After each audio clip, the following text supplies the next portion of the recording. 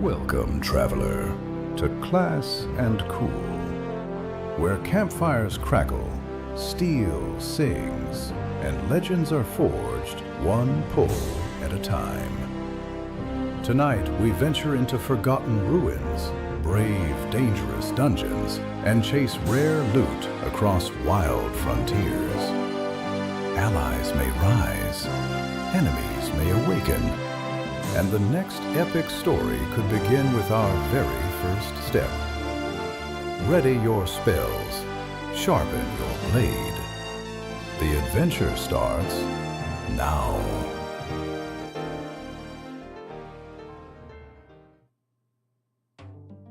All right, welcome back to Class&Cool. If it's your first time here, I check out classically inspired MMORPGs. Today we're going to do some Monsters of Memories. They've got a February playtest going on. They were going to have a stress test on February the 13th, Friday the 13th. And then they decided to extend that through the weekend. So now it's officially a weekend playtest until Monday the 16th at 1 p.m. Eastern. So if you're on or watching this on a Saturday, you still got Sunday to knock it out the park. So happy you guys are here. Without further ado, we're going to hop right into it and enjoy some Monsters of Memories. So let's get in there.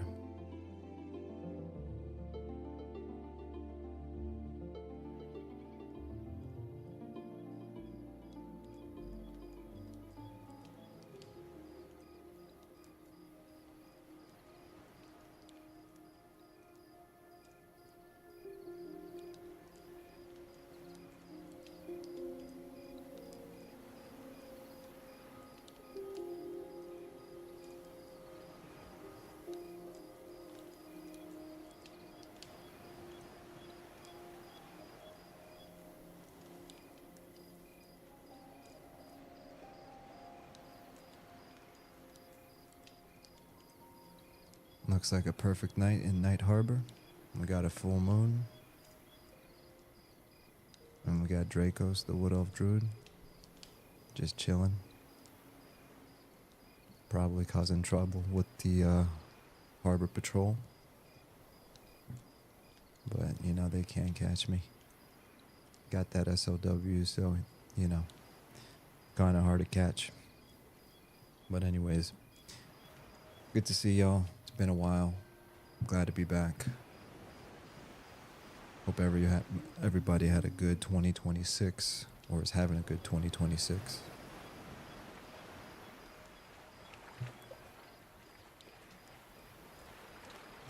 Today we're just going to do a quick one-day stream. We're going to explore. We're going to see how the city has changed. Last time we left this Wood Elf city of Valandro. I don't know why I couldn't spit that out. We took the boat all the way from there to Night Harbor. So it was quite the journey. If you missed it, check it out. I was super sleepy and I was like, man, I hope nobody watched this. Out of all my streams, for whatever reason, I got like 3.4, 3.2 thousand views. I was like, oh gosh.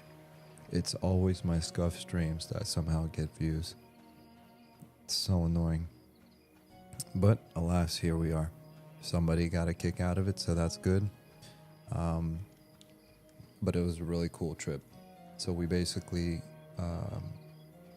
finished it was like a 2-day stream. Like, so day one, we were just leveling up. We got in a group, killing some wolves by a cave, meeting some new friends, you know, slaying some monsters, making some memories. And then day two, I'm like, you know what?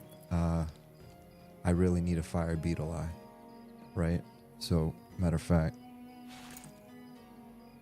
boom, giant fire beetle eye.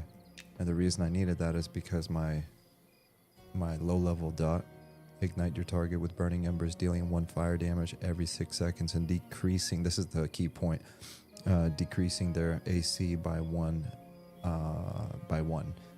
Believe it or not, a low level decreasing the armor class for whatever reason makes them a lot more I don't know, it just feels like they're easier to hit, right? So especially when you're like solo leveling. What is this? Oh, that's the anyways. So yeah, I went the first 7 levels without a fire beetle eye, because I scuffed my first level, my level 1 Druid quest. So in case you start a Druid, a Wood Elf Druid, and you're in Fail and Draw, just know one of the first quests gets you a fire beetle eye, but because I scuffed it, I couldn't get one because there's no fire beetles in the woods. They're all in the desert, right by Night Harbor. So yeah, we decided, I said all that to say, I was like, you know what, I need this fire beetle eye, so I'm just gonna travel to Night Harbor, which is where we're at. And I took a long boat ride, so it was really cool. Honestly, it was a lot of fun. Really impressed with what they're doing with the ocean and stuff. So let's see who is on. So we got 182 people in Night Harbor, and it's officially midnight on February 15th Eastern time. So that's pretty dope. We got a lot of people on. And there's like virtually no lag, which is great. All right, let me see here. I was thinking about doing a fresh server because they launched the fresh server, PvE fresh server, but at the last minute I was like, nah.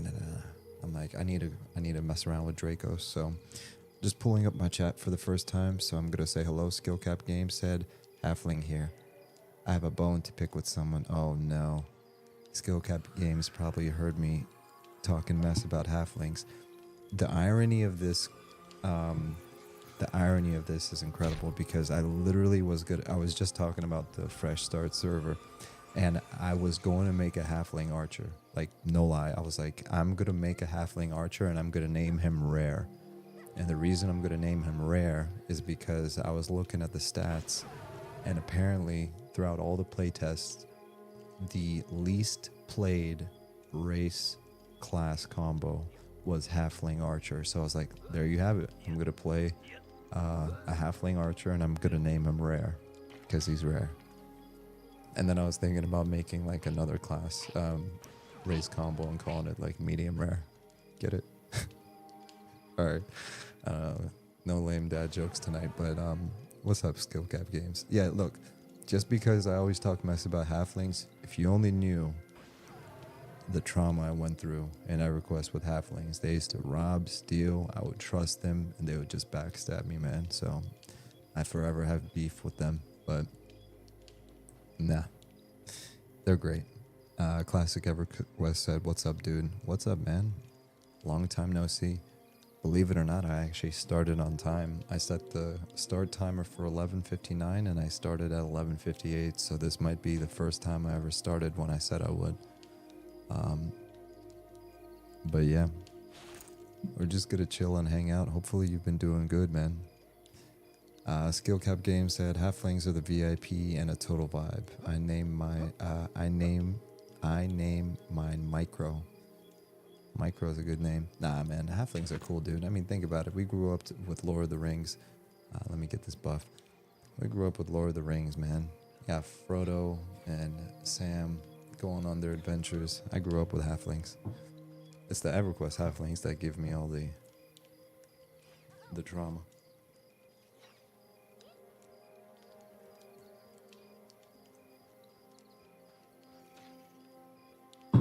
Oh, excuse me. Apologies for the banging. All right, so these are my macros down here. All right, let's actually visit the bank really quick. See if I need to sell anything. What's my FPS? About 40. Okay, could be better. Could be better.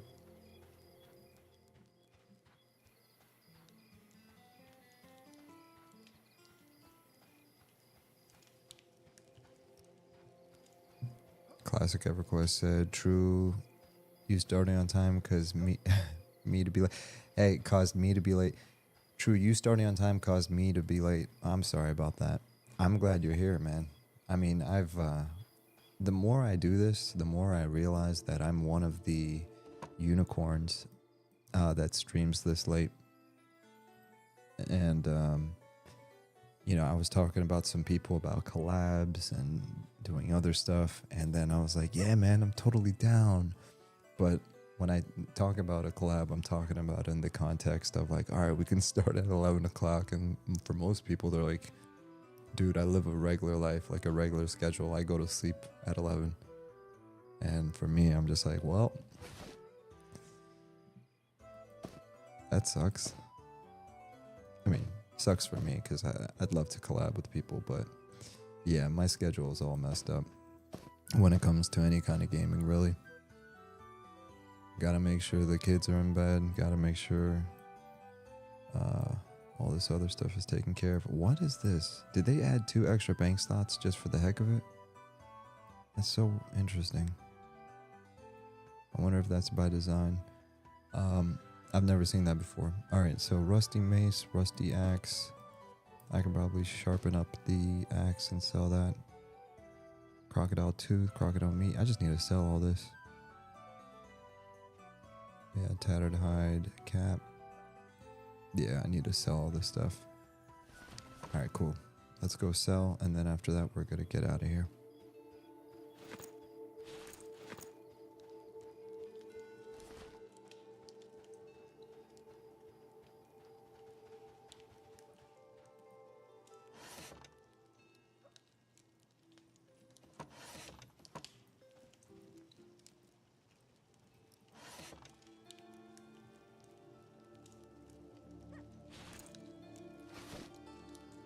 Raw crocodile meat.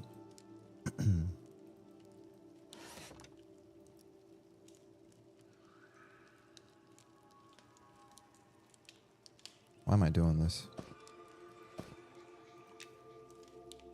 The items do not combine into anything. Why not? Oh, this is a stove. Wait, am I tripping? They're both stoves. Why won't it cook the meat? Cook crocodile meat.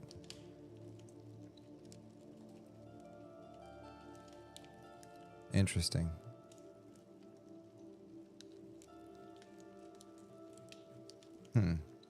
Alright, maybe they changed something.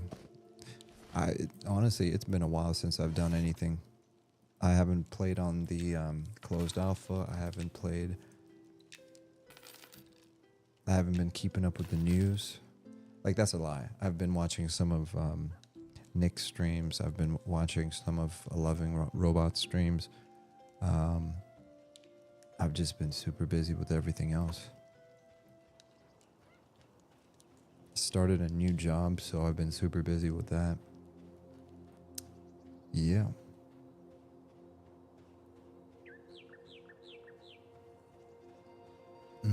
That's good. The sun is rising.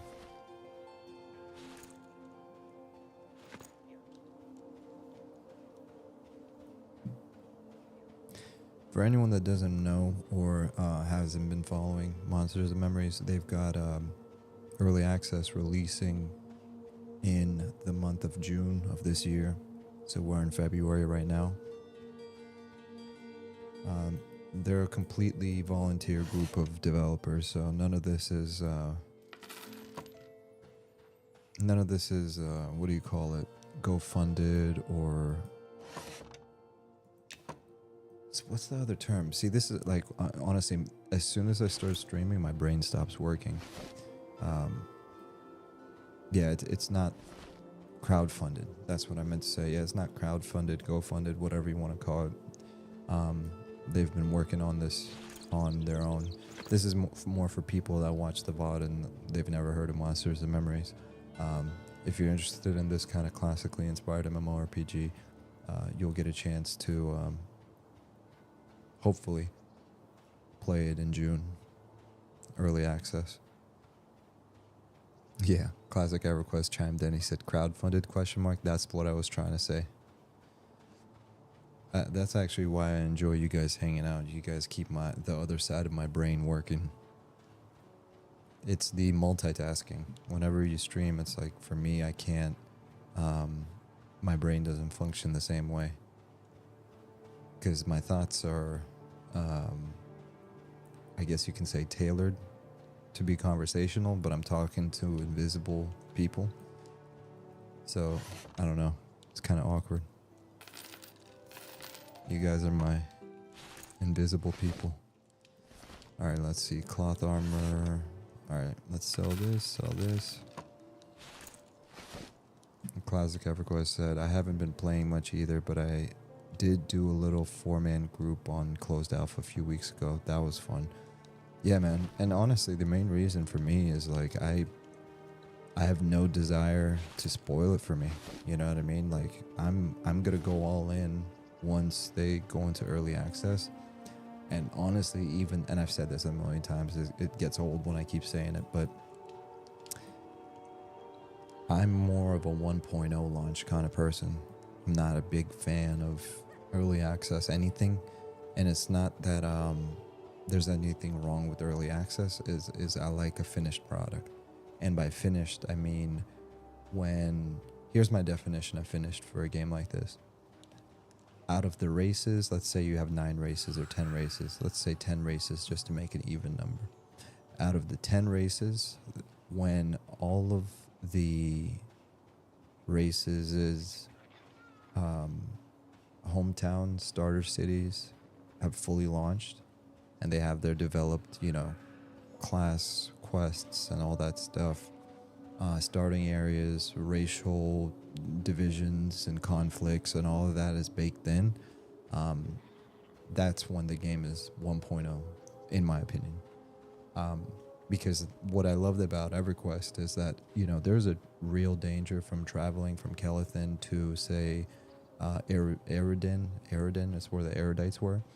Because not only was there 2 oceans that you had to traverse. There was an Ocean of Tears, and then whatever the ocean is from Kinos to the Erudites continent.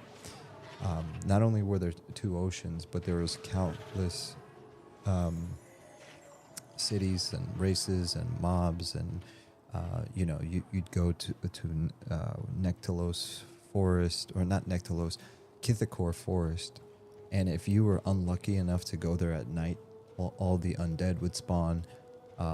You'd have to run through Highhold Keep or Pass, and then sometimes you'd run into humans and it was fine. Other times you'd run into orcs, or there'll be some kind of wandering dark elf, right? And that's where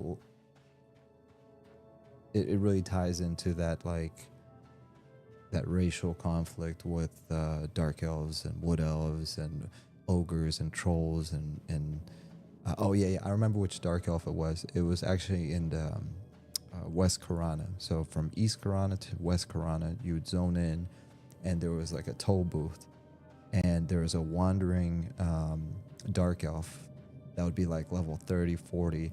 So if you were low level, like he would just one shot you. And he I think he was a necro too, because he had the pet with him, the skeleton pet.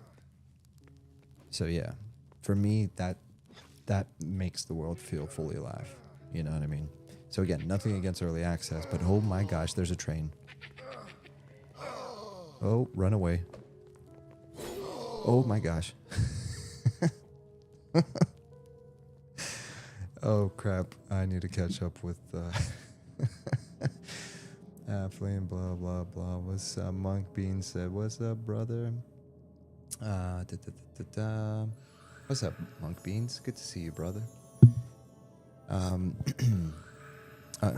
Skill Cap Game said, okay, so I have until June to live as a normal life still. Nice, yeah. After that, it's like, it's over. Classic EverQuest said, I haven't been playing much either. Dang, I'm all behind. I'm backwards on all my chat. I don't know what's wrong with me today. Monk Beans, man, this looks so much more polished than the last test I was part of. Yeah, man, it's every test, it's getting more and more polished and cleaner, and textures are getting updated, and they're fleshing out furniture and other stuff. So yeah.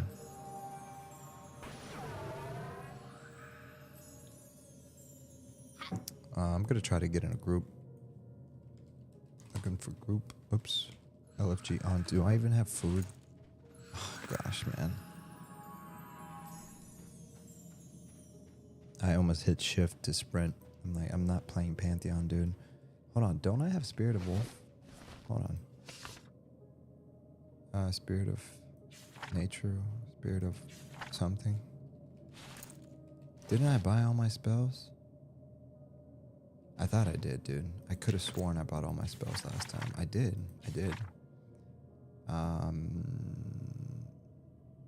Okay, required level 8. All right, so I have my my Speed of Wild. I just need to level 8, and I'm level 7, so we're gonna get there.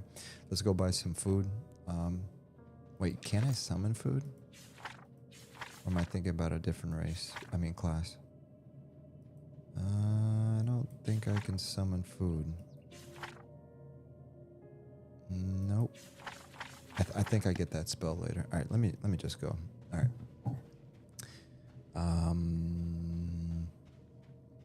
Skill Cap Game said, I still remember making a Dark Elf on EQ and thinking, I'm going to Freeport to bank there. Only did I have a guard insta-clap me. Learning moments like that were great. Yeah, not only were there learning moments like that, but it really changed. Like, some people would look at that nowadays and just say, it's like, oh, well, you're excluding me from part of the game. Like, I want to go to Freeport and I want to be a Dark Elf. It's like, okay, well, yeah, you could. There was underground sewers and tunnels where evil races could go, right? Nowadays, I guess people don't like the idea of like objectively good versus evil, but I mean, it doesn't matter what you like, I guess, at the end of the day. Right, and I think a lot of people might have an issue with that. They just want the entire game unlocked, when in reality, as a Dark Elf, as you know, Skill Cap, you could get illusions later in the game. In other words, there was ways of getting into Freeport by faction questing, right? You build up your faction, and I don't know about specifically Dark Elves. I know some races, like, no matter how much you worked on your faction, I think I might be totally wrong on this. I think there was never a case when they would love you, but I'm 90% sure I'm wrong. I'm 90% sure that doesn't matter if you're a Dark Elf or whoever, you could work up your racial's reputation. I can't get my words out today. And they would be amicable with you. Now, I think if you the exception, if I'm remembering correctly, is if you pick the wrong religion, then no matter how much you work on your racial ability in like a specific town, they might hate you no matter what, just because of your religious beliefs. Yeah, there you go. Certain deities will keep you from getting to certain faction. Boom. Thank you, Monk. We got the EQ. What's the word? Encyclopedia in the chat. Monk Beans is by far way more. Monk Beans is like the version of me if I paid attention in EverQuest class. I would just sit in class and slack off, and Monk Beans would be that kid getting straight A's. Teacher is always like, the teacher won't even call on him because he's just so smart. He's like, all right, anyone but Monk Beans answer this question, and then they'll call on me, you, Class&Cool. Yeah. And I'll be like, huh, what? I'm level 4. It's like, you've been level 4 for 2 years. What's wrong with you? I'm like, oh, my bad, teacher. Oh, man. Go to Tunair's office. What's wrong with you? What am I doing? Oh, yeah, I'm buying food. Let's go buy food. So we're getting some food. We're going to get our rested buff, and then we're going to go to the dungeon. Hello, bartender. What we got? Water flask. We need 16. 16. And then ration. How many rations? We need 16 rations. Oops. Oh my gosh. No. All right. 16. Boom. Do I even have money? Yeah. I have 3 silver. I'm rich. Dude, that's crazy. I didn't even know I had all that. All right. And now I'm just going to get my rested buff. Yeet.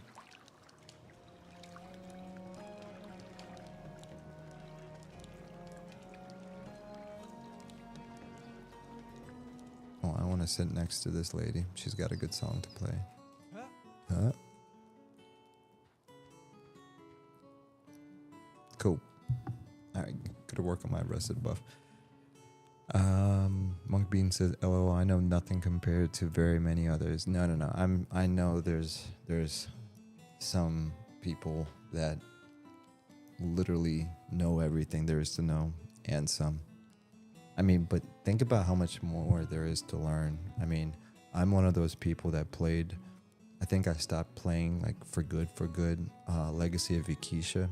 And even then, I think I only bought the expansion when it first released because I wanted to be a Froglock and I just wanted to see what it was like.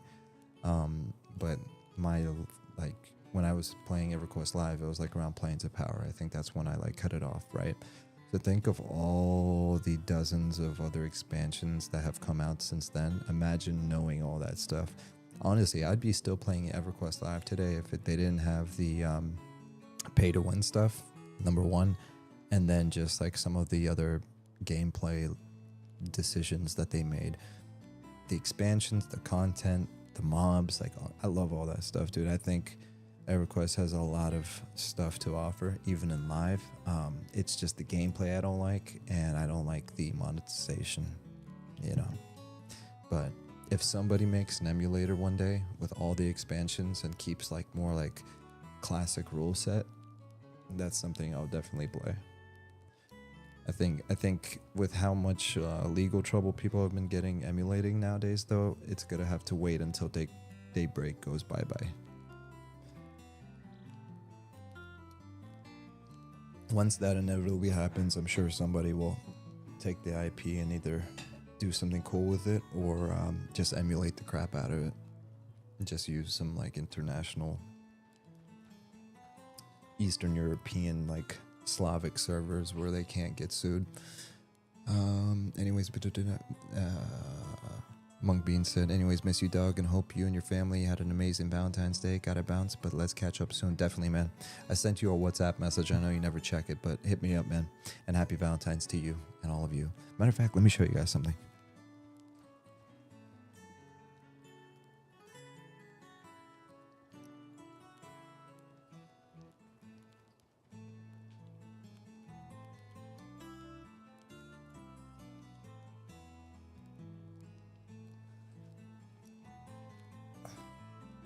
Yo, tell me why my kids got me this. And they know how much I like candy too. Because that's my personal supply there, and they just hooked it up. I got some Skittles, I got some gummy bears, I got more gummy bears. I'll probably give them these blow pops, but yeah, I'm stoked. I'm stoked. That's sick.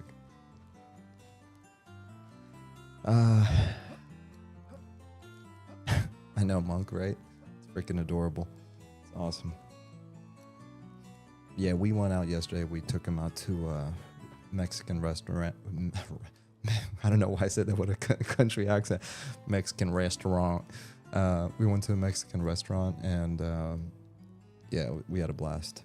And in the same time, we also celebrated my son's belated birthday. Like, he already had his birthday, but, you know, they came out with the cake and the firework and put a sombrero on him, so it was dope. It was really cool. And then we celebrated Valentine's Day at the same time, so it was cool. And then, yeah, so happy Valentine's Day, brother, and to everyone else. Today, my Valentine is Monsters and Memories, though. This is my Valentine. My Valentine. Skillcap Game said, "Yeah, I left after Pop, and KEI turned me into a crackhead. Did play a lot of EQ2, but mostly solo." What's KEI? KEI. Remind me.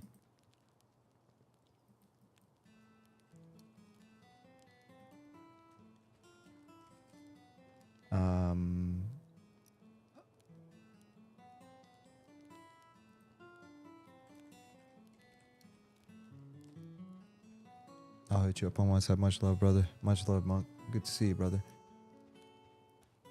Yeah, I'm gonna wait until you respond, Skillcap. I just try to Google it. Codex Endless Intellect Clarity on Roids. Oh, got it. I remember now. I remember. KEI. I don't know why I put 1 and 2 together incorrectly, because I read EQ2, and for some reason I thought maybe it was an acronym for another expansion. By the way, I had to buy, I remember this, I had to buy a new Radeon graphics card just to play EverQuest 2.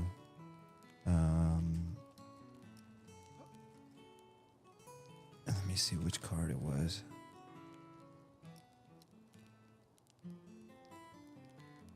No, it wasn't the X50. RX 6000, RX 7000. I'm not sure which one it was, but yeah, I bought a whole graphics card just to play EverQuest 2. That was crazy. But honestly, I really liked EverQuest 2. What I didn't like is I hate the whole, hey, let's destroy everything and fast forward into the future. Like, Freeport is now an evil city. There is no Kelethin, right? Because there wasn't. There's a Kelethin now, through like the expansion something of Fadeware. But at launch in EverQuest 2, the first thing I wanted to do is I wanted to play Wood Elf. I wanted to go to the Tree City, and I couldn't do that.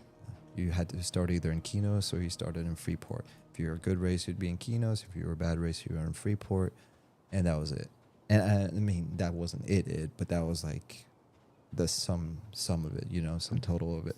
And for me, I was like, yeah, I couldn't like immerse myself into it the same way I could with EverQuest. I just wanted EverQuest 2.5, 1.5, you know, kind of like EverQuest, but with better graphics. Yeah. Classic EverQuest, yeah. Codex, Endless Intellect, Clarity on Roids, Chanter Spell from the Moon. That that came out around the Lucilan era. Correct me if I'm wrong, or Planes of Power. Yeah, the lore was not as good in EQ2, I think, but it still had the vibe with better graphics. I like the Guildhall building system. Honestly, dude, I missed out recently because they launched the perfect server. It was like EQ2 Classic, and I wanted to play it so bad because like everyone was coming back, and yeah, it was like I installed it, I logged in, I was like, all right, I want to do this. I went through the tutorial and the shipwreck in the beginning or whatever, and yeah, I just didn't have time, man. That would have been the perfect time to play too, because you had access to all the expansions, everything was polished, but everyone was starting from scratch. And this was maybe 6 months ago or something like that, 8 months ago, and I completely just missed it. So I personally, I really liked EverQuest 2. Like, I agree with you. It definitely was a different vibe, but the graphics alone and the music was really good. I remember the music was really good.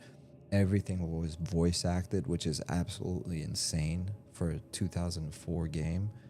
Like, 2004? 2004, I think, right? Yeah, that's insane. Yeah, EQ1 reskin would sell like gold.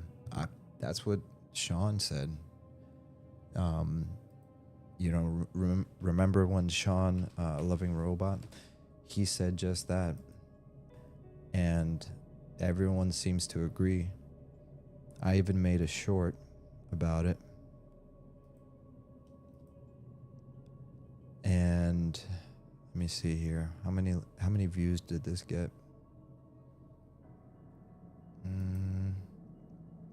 22,000 views. I mean, I don't get a lot of views on my channel. I'm a very small channel, but like, I mean, look, this basically summarizes it.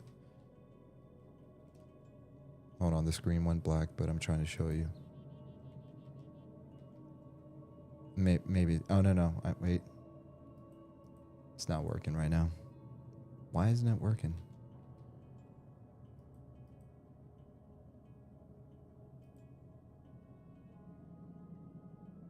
Huh. Okay, well, my share screen isn't working right now. I apologize, but I made a short where it's basically 60 seconds of Sean talking about how like EQ3 would be much better. If it actually, no, he said basically before you even make EQ3, make EQ 1.5. Like literally just take the classic, take the trilogy, take the, the most common denominator of what everyone agrees was great.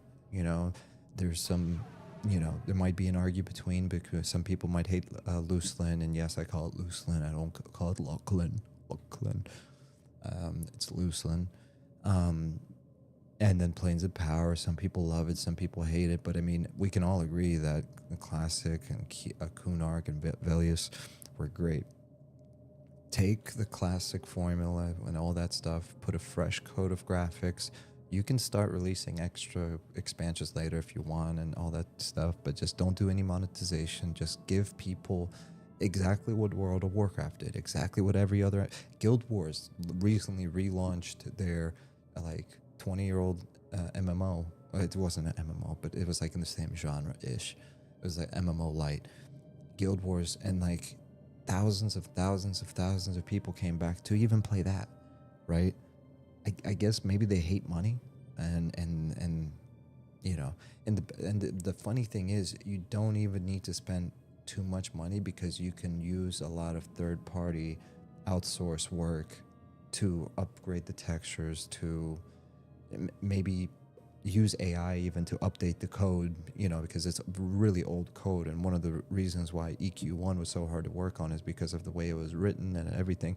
Rewrite the code into Unity, use a whole bunch of AI, use a whole bunch of outsourcing. Like, you have these tools available for a reason, instead of... That's the thing. Instead of like making AI slop videos and like generative AI to make videos of an elephant eating ice cream while riding a baboon, that would actually kind of be funny.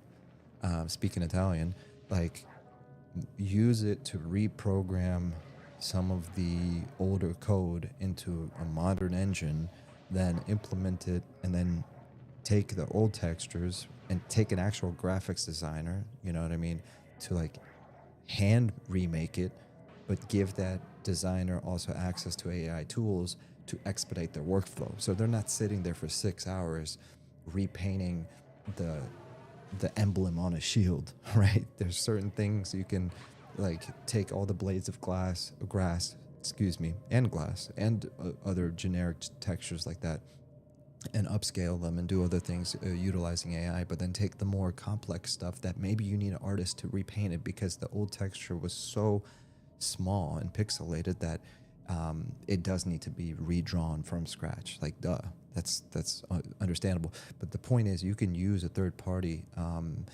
and use those resources to remake the old EverQuest, make it readily available with no monetization. People will immediately buy that. They'll immediately pay for a sub just to play that. It'll bring back not only the EQ fans or the EQ emulator fans, it's going to bring back people that played EverQuest back then that never went back. Like, I guarantee you there's tens of thousands of people that played EverQuest, but they're not interested in live. They're not interested in emulators. EverQuest has been dead to them for like 20 years. They don't talk about it. They barely even remember it existed. But I guarantee you, if they saw it, they'll be like, wait a minute. Oh, cool. Maybe I should just click and install it. Like, one of the reasons that this, like, people emulate, but there's steps to emulating even. You have to go through X, Y, and Z just to get it to work. And do you play Quorum? Do you play P99? And then how do you set up the UI? And then how do you install Zeal and this and that? Like, TurtleWow is easy. You just push a button, install, launch, boom. EverQuest doesn't have something like that, right?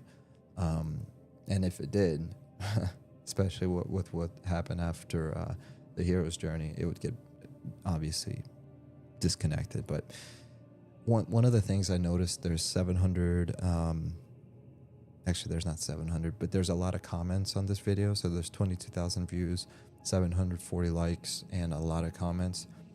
A lot of them are agreeing, saying yeah, they should remake it, but there's also a large, like maybe 30% of the comments are like, I don't trust Daybreak to do this, even though it's such a common sense thing to do. A lot of the community, or a certain, I should say a lot of community, a certain portion of the community just doesn't trust Daybreak to remaster EverQuest and do it right. You know, whether it's because of monetization or whether it's because they just lack the understanding of what a classic EverQuest was. So these are not my opinions. I have nothing against them. I stay out of drama, you know, but it's something. That was a lot of rant. Skill Cap Games. Classic EverQuest said, dude, I play that server. I only lasted a few days. Shame I missed it and wish it lasted longer. Okay, this is back when we were talking about EverQuest too. Yeah, classic EverQuest. It only lasted a few days. Okay, so I didn't really miss much. You know, it was one of those things where people came back and then the server pretty much died off. Unfortunate. Shame I missed it and wish it lasted longer. I agree. I wish we could have something like that. I feel like the emulation community does a much better job at keeping the community alive when it comes to, you know, classic X, Y, and Z. Classic EverQuest said, I had like literally 50 abilities at like level 2. I was so confused. Oh my gosh. It's one of those situations. I hear you. All right, let's try to get a group. I'm sorry for yapping my brain off. Bro, don't tell me this whole time I've been playing with Gamma at 80%. I'm so sorry, man. No wonder everything was blown out. Oops. LFG on. Hopefully there's not a whole bunch of whatever. Lyle, Riordan, like Jordan Riordan, Lyle Riordan. That's a cool name if it's a name. This game looks nice. You look nice. Thanks for being here.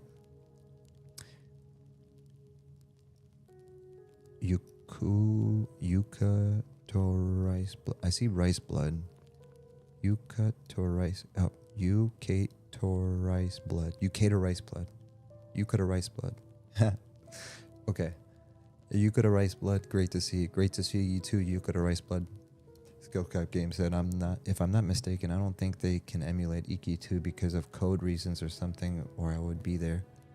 No. What do you mean? Oh, EQ 2. Okay, you're correcting. You're saying EQ 2. You can't emulate EQ 2 because of code reasons. Yeah, I mean, honestly, I have no idea. But I know even with EQ 1, I mean, there's a lot of things that are difficult just because of the old code. That's why I kind of wish that we would, there's more people. Maybe there's just not a lot of interest in it, but again, I'm a firm believer that in a few years, somebody's going to be able to take AI, and whether it's EverQuest or another game, they're going to be able to rewrite the code and then just dump it into a new, a modern engine. So I'm excited to see where technology takes us when it comes to stealing IPs. I mean, improving old dead games. Freudian slip. Anyways, what am I doing? LFG. What am I? Level 7 Druid PST. Do I have a torch? Oh, I gotta turn it on. Oh, this torch is dead? Oh, man. Alright, destroy that. I don't feel like using my fire butylite.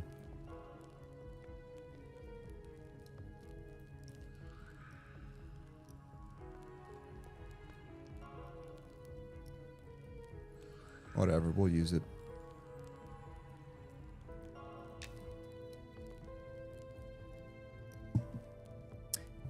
Skill Cap game. Is there an EQ2 MU? I don't think so, Skill Cap. I mean, there might be, but I've never researched it and I never really heard. I don't think there is. I'm like, EverQuest 2 MU project. So I mean, I see it. It was discussed back in 2009. Hello everyone. If you clicked on this, you must have interested in EQ2 EMU project, or at least hope so. That was that. Yeah, that was like from a long time ago.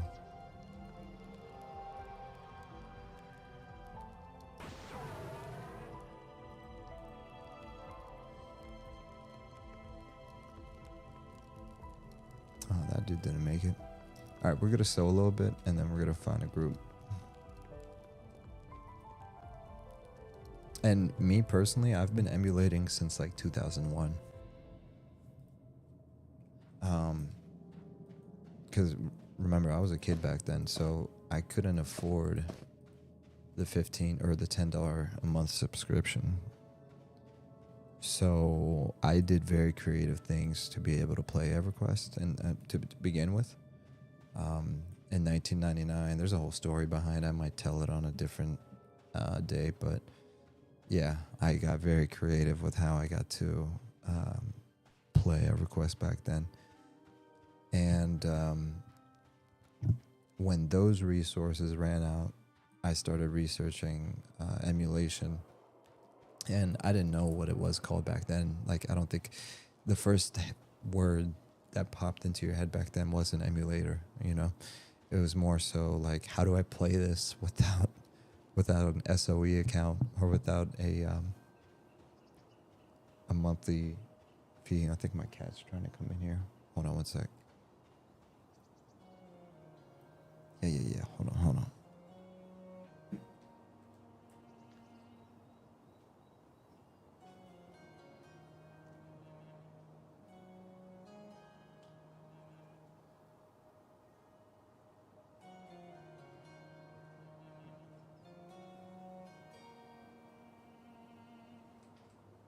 All right, I'll be right back. I want to see what he wants.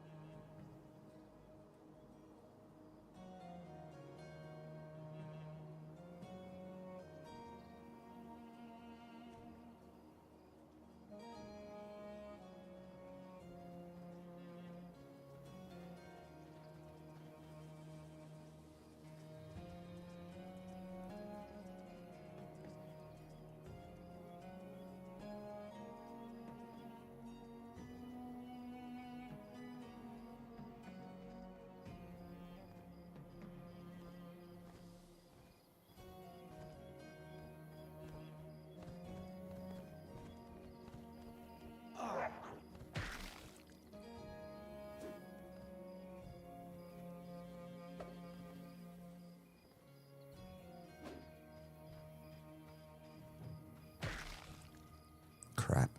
So I found out what he wanted.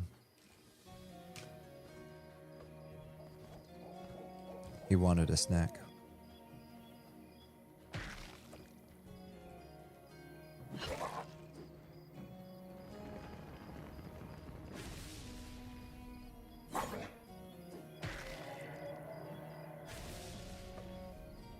I'm gonna knock this dude out really quick.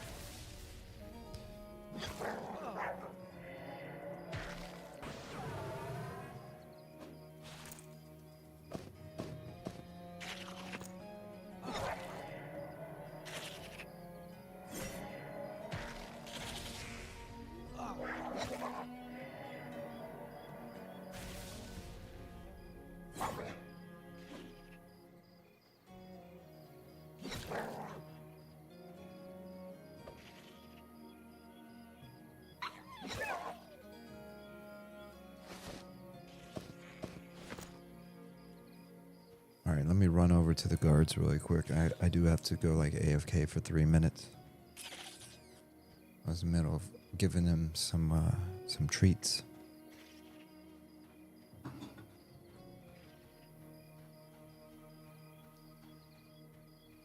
But yeah, no EQ2 emulator.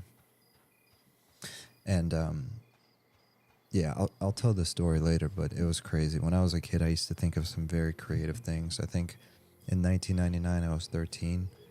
So by the time 2004 rolled around, is that 5 years later? 13. Okay, so I was like 17, almost 18 years old. I mean, it depends on the month, right? So, but things started to change. But no, 2004, I was still like 16, 17, 18.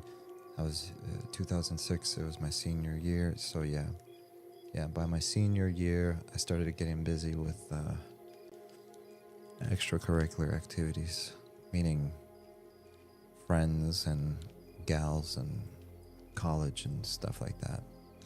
And working. I worked a lot as a kid. I started working when I was like 16. Anyways, I'll be right back.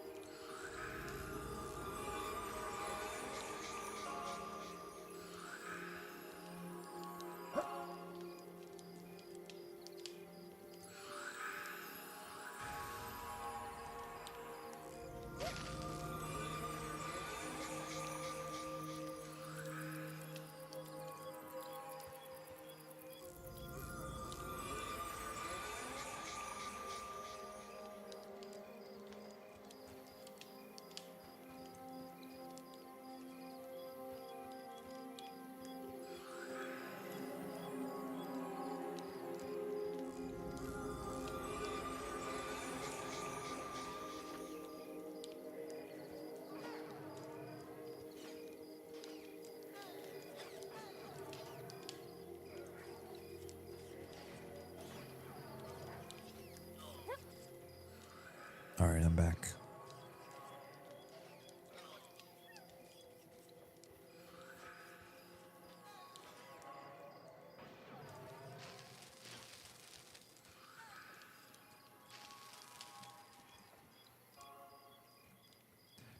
All right,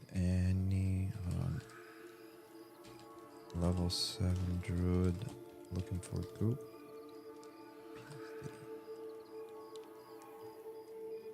All right, so where was I? Yeah, anyways. Old school EQ days were wild. I had to do some crazy things.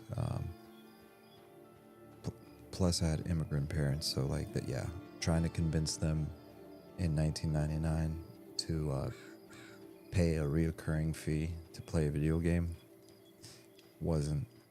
it didn't work. I could barely get them to give me a Sega Genesis, but I was like in 1996, 97.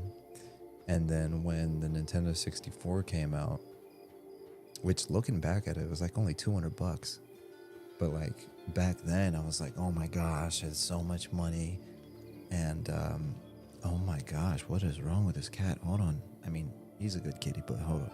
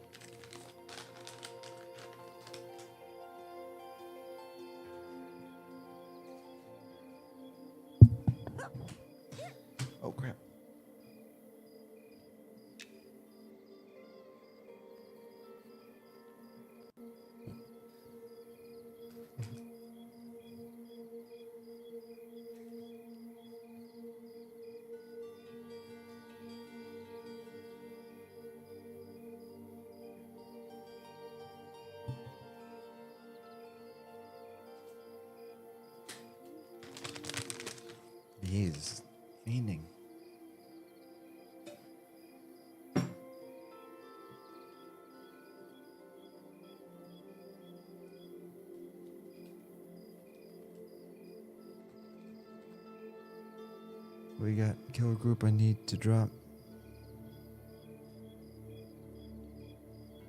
Alright. Alright, looks like we got a group.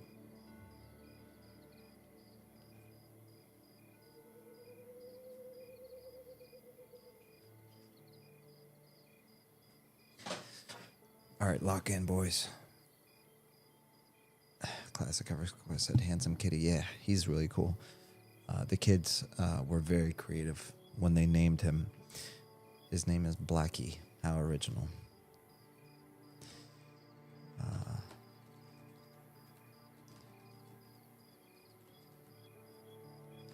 Where should I meet y'all?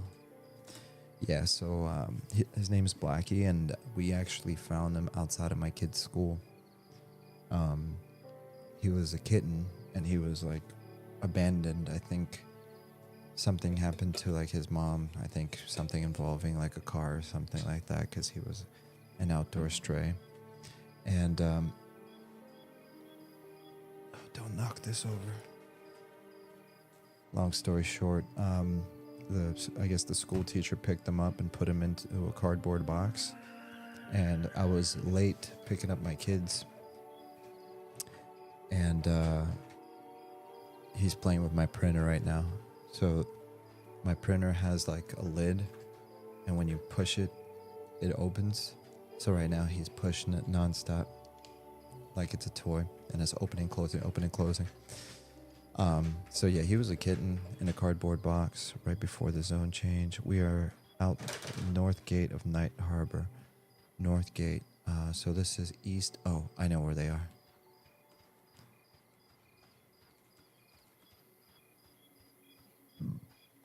Anywho, excuse me.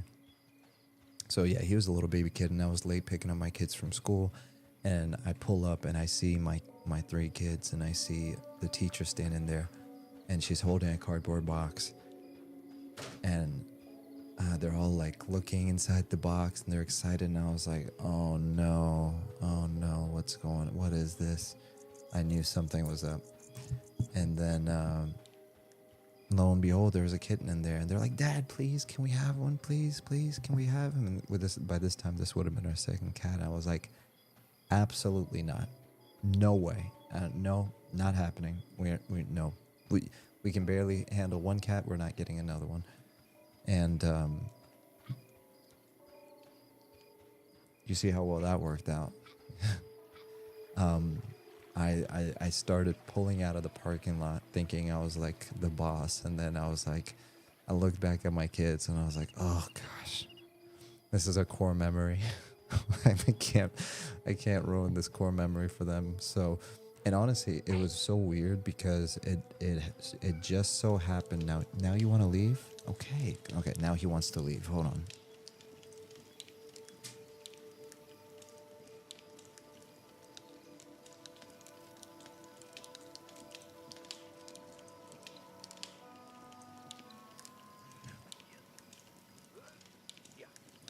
So it just so happened that my son, his birthday was in May, and he was telling me how like I really want a cat for my birthday. And he was very specific. He's like, I want him to be a black cat. I want him to be fluffy. Like this really happened. And this was probably in like November of the year before his birthday. Like my son, like he's very clear on what he wants, and like he has a very great imagination. He's a master builder when it comes to Legos. I mean, like literally a master builder. He can build anything, and he was only 11 at the time, right? So he's very smart, etc., etc. And I remembered when he told me he wanted a black cat, specifically a black kitten for his birthday, and it was the week of his birthday, and I'm pulling up to a school late when I'm never late, and lo and behold, there's a black kitten there. So like I'm like, it was too serendipitous, it was too crazy, it was too meant to be. I'm like, I literally can't say no. Like there's too much coincidental happening there. So that's how we got him. And I was like, what do you guys want to name the kitten? They're like, they all were like, Blackie. I'm like, absolutely not. Let's call him like like charcoal or something like. And like what there was like a black diamond, I forgot what it was, or like a black gemstone. Like we thought of all of these, my wife and I, we thought of all these different names that were like creative but kind of linked to like his black fur. They're like, nope, we're gonna name him Blackie. I was like, all right, fine, whatever. All right, so who's in my group? Meat Gazer, Puke, Haas, Devian. Oh, hold on. I think they said we are out the north gate of Night Harbor right before the zone change. Okay, so they're at the zone 9. Onyx, classic EverQuest. That is exactly what I suggested. I suggested Onyx. I was like, that's a cool name because Onyx is black, and I think Onyx would have been such a cool name for Blackie. Classic EverQuest said, is that the one that ripped that bird to shreds? Yes. Yes. Because he's an outdoor cat. Like he spends 50-50, you know, and like I'm fully aware of the risks of you know, having an outdoor cat has a lot of cons, you know, pros and cons, but it's pretty tricky. I'm assuming, yep, there's my group.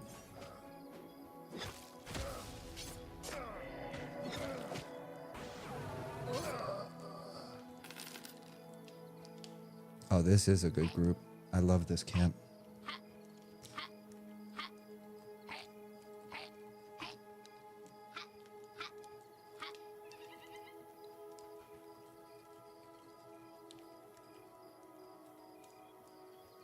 Yeah, this is a good camp. You got these grave robbers over here.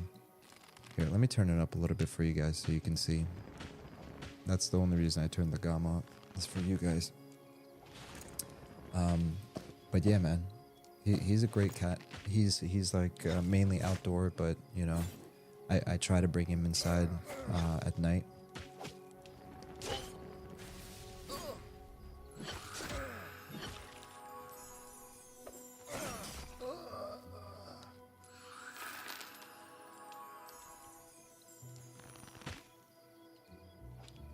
All right, let me make sure I got all my spells.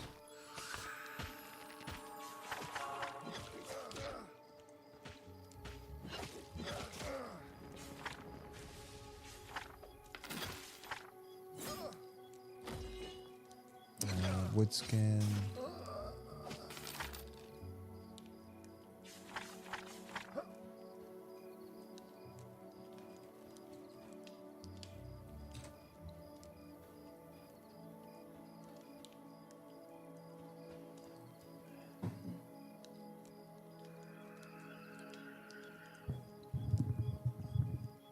All right, let's see. Minor heal, lesser heal. Snare, root. All my good spells are coming up. Not right now, but Unity. Placate, yeah. I'm gonna memorize Unity. I've ran to Wormsbane like 8 times. Goodness. Unity, Soulbind, Gate, Twisting Roots. I mean, yeah, all my good spells are coming up. Heal, this is level 8. Yeah, so these are all my level 8 spells, and so really all I got is like wood skin.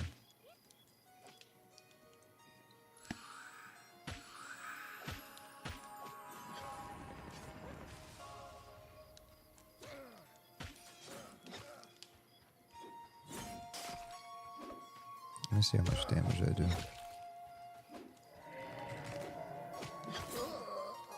Okay, I need to snare these guys. I need to pay attention. So I'm going to snare as soon as they pull, and then I'm going to do the burning embers, and then I'm going to heal. Because otherwise I'm not going to use up any of my mana.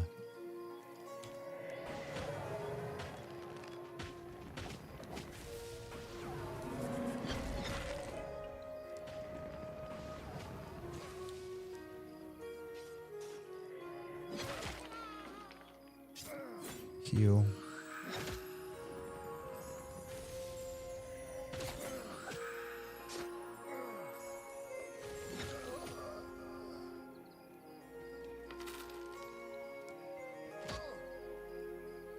Is Bwellen in our group?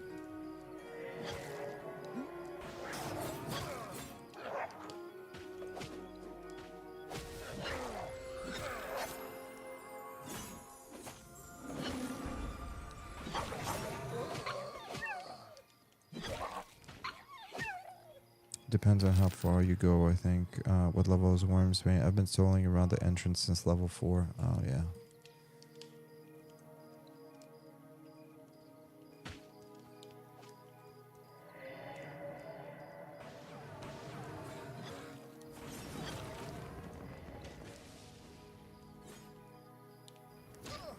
Bro, for a second I thought I was muted for this whole time. That would have sucked.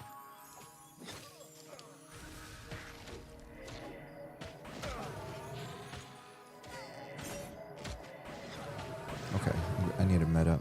I'm playing around too much with these,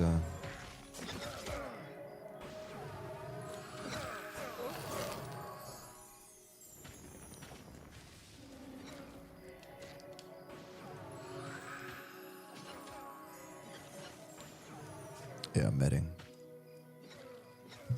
My cat is also 50-50, and the brought home presents. Yeah, classic EverQuest. Honestly, he's a lot of fun. I was never like a animal person, let alone a cat person, and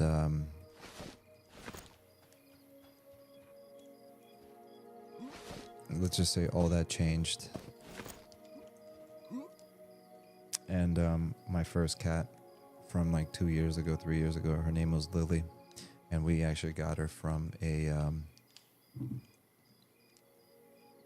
adoption place, and she was not an outdoor cat. And we had a hurricane over here, and like a couple days after the hurricane, like she went outside, and she's not supposed to, and she went through a fence, and it goes to like a farm type of jungle area.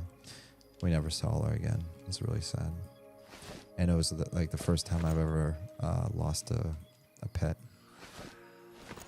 Not the first time I've ever lost a pet, but it was the first time I've had ownership of a pet as an adult that I've lost. And I was like, it was devastating, dude. I'm not gonna lie. I never thought I would be that upset about losing an animal, you know? Like, I didn't think of it. I was just an animal. Like, it was like, dang, dude. This really sucks. This is a terrible feeling. You know, sorry to bring that up because I was ignorant to that feeling, but I'm sure there's people listening that is like, well, yeah, duh. Like, it's terrible to lose a pet. It's like a loved one, you know. But I didn't have that understanding. You know what I mean? Because I never, like I said, I was never an animal person. They kind of just brought home the cat one day and said, look what we got, Dad. And I was like, oh my gosh. And see, I'm very like logical, and I think of everything of like A, B, C, D. And I knew that nobody would take care of it. I knew that all the responsibility would fall on me. And I was right. I was 100% right. I had to pick up the poop after our first cat. I had to feed it. I had to take care of it. I had to take it to the vet. Nobody else did anything after. Like, everyone thought it was a cute cat until it was time to take responsibility for it. So I ended up taking responsibility for Lily and really taking care of her. And ended up falling in love with that little kitty. She was a great cat. If you look back on my very first videos when I started this channel, she was in one of those. So it's nice that I kind of immortalized her in these streams.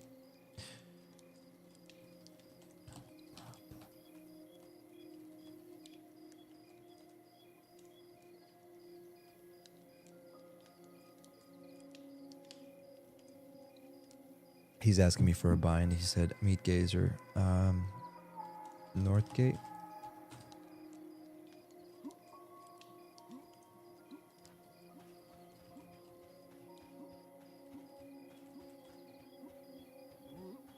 Alright, let's bind this dude. We're gonna bunny hop all the way over there.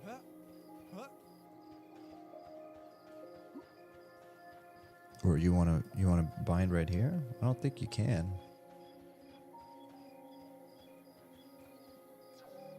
Let's see if it works.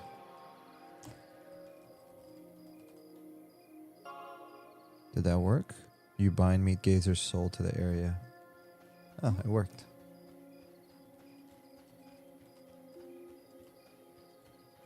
Okay, we're back. But,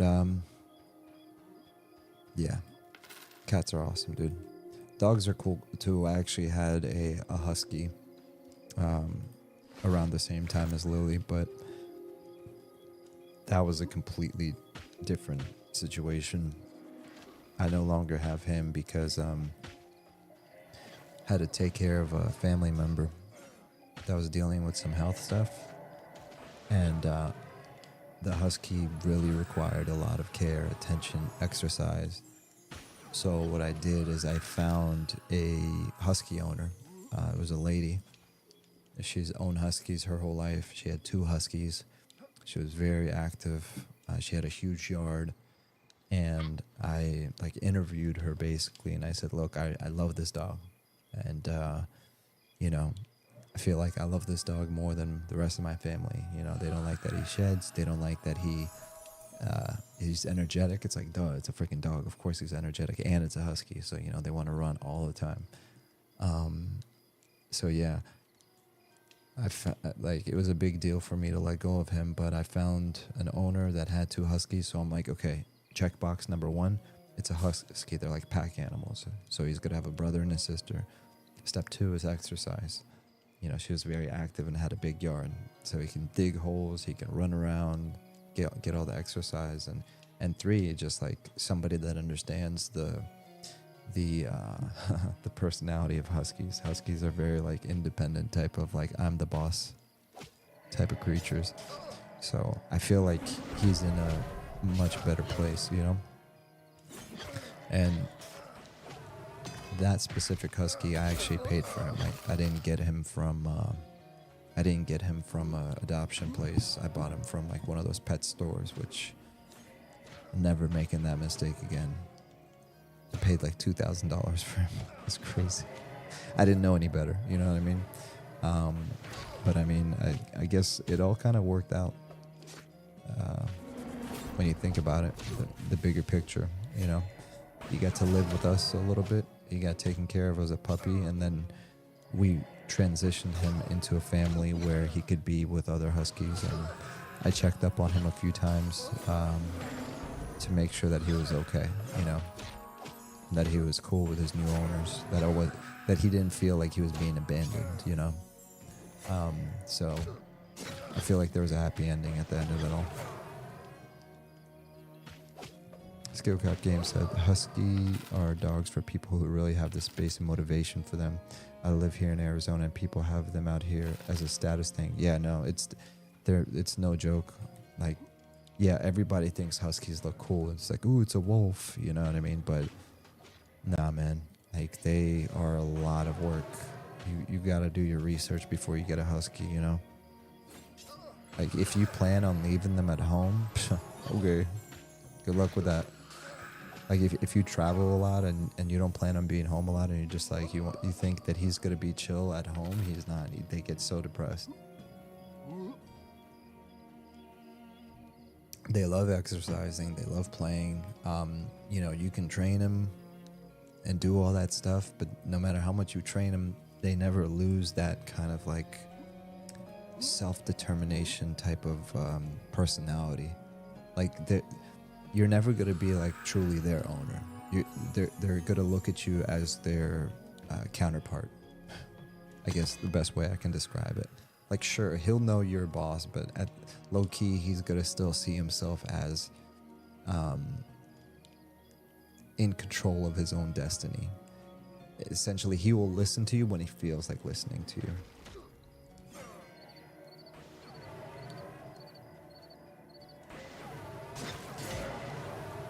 Oof. Ooh, Meat Gazer. You're getting murked.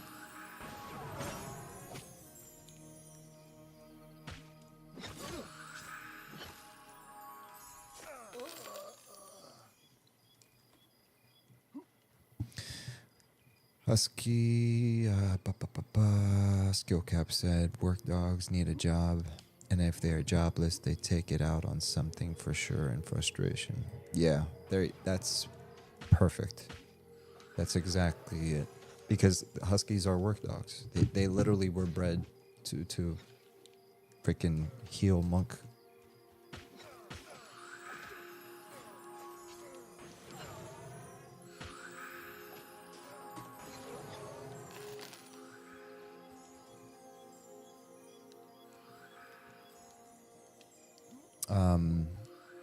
Yeah, they're bred for that kind of stuff.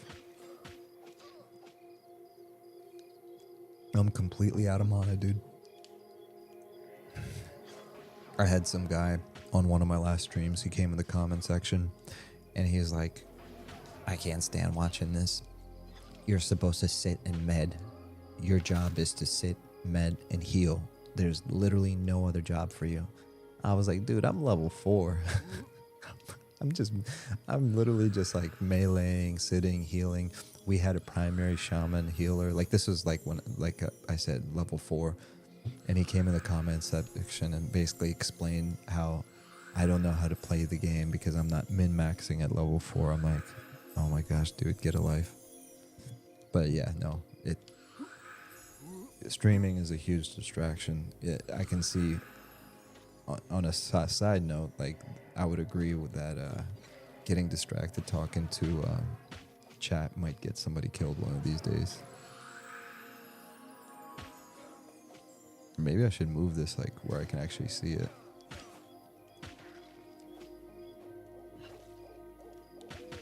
I just don't like it in my face like that, to be honest.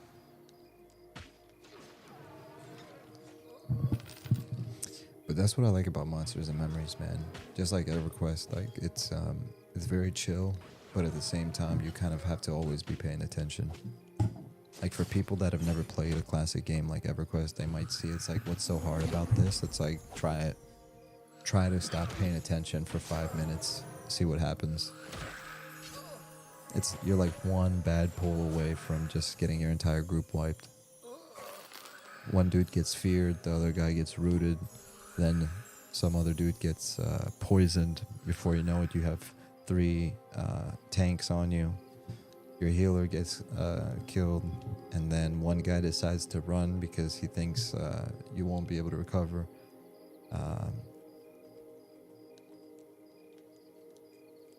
Etc., etc., etc.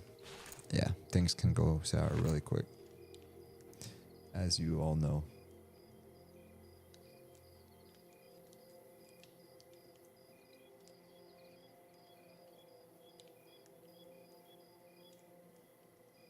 I really like how they're making a lot of good progress, man.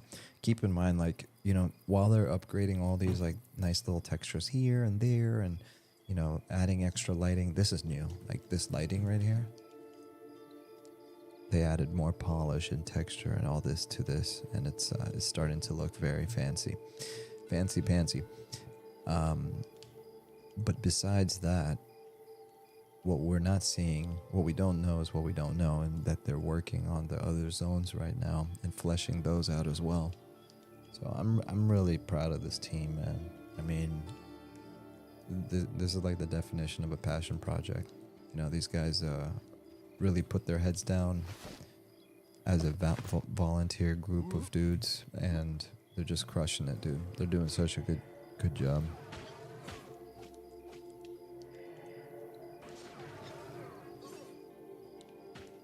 Every single playtest I do, I just see more and more progress from these guys.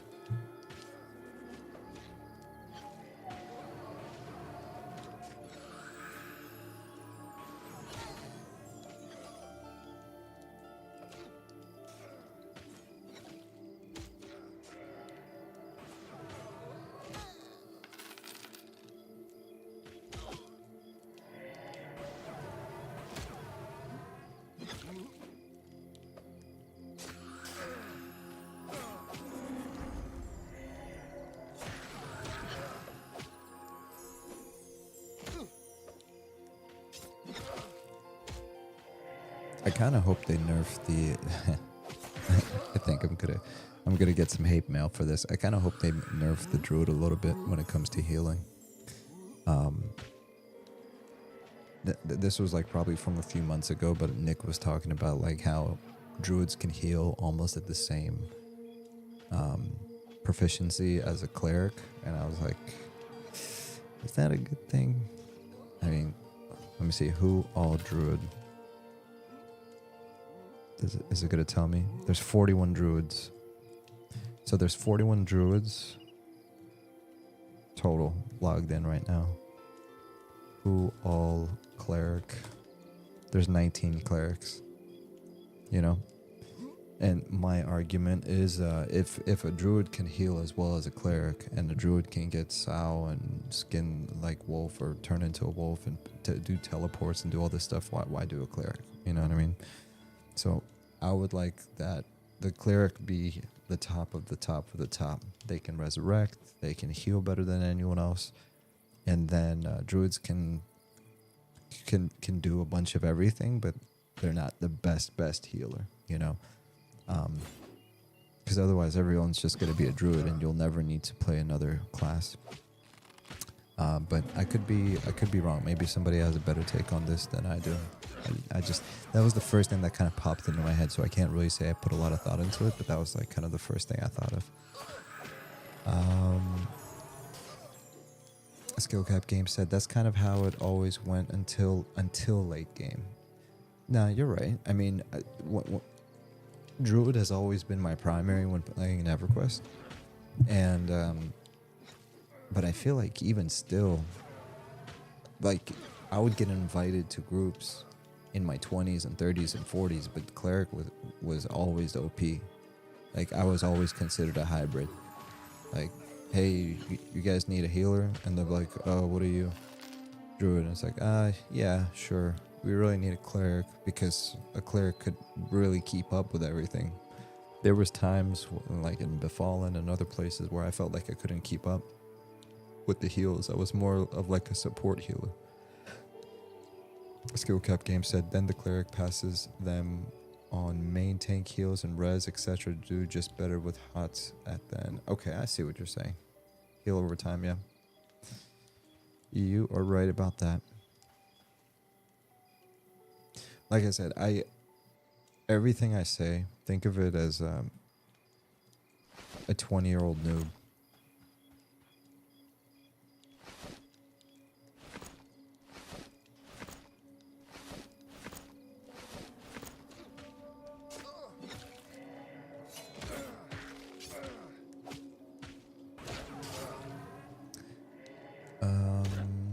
Skill Cap Games said, I'm just gonna say Skill. Skill said,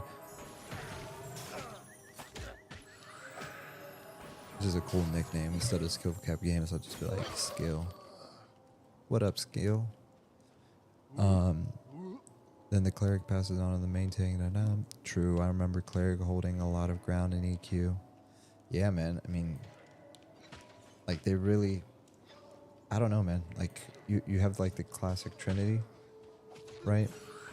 But in EverQuest, like clerics like really had that title. Like, dude, we got a perfect group. We got a cleric.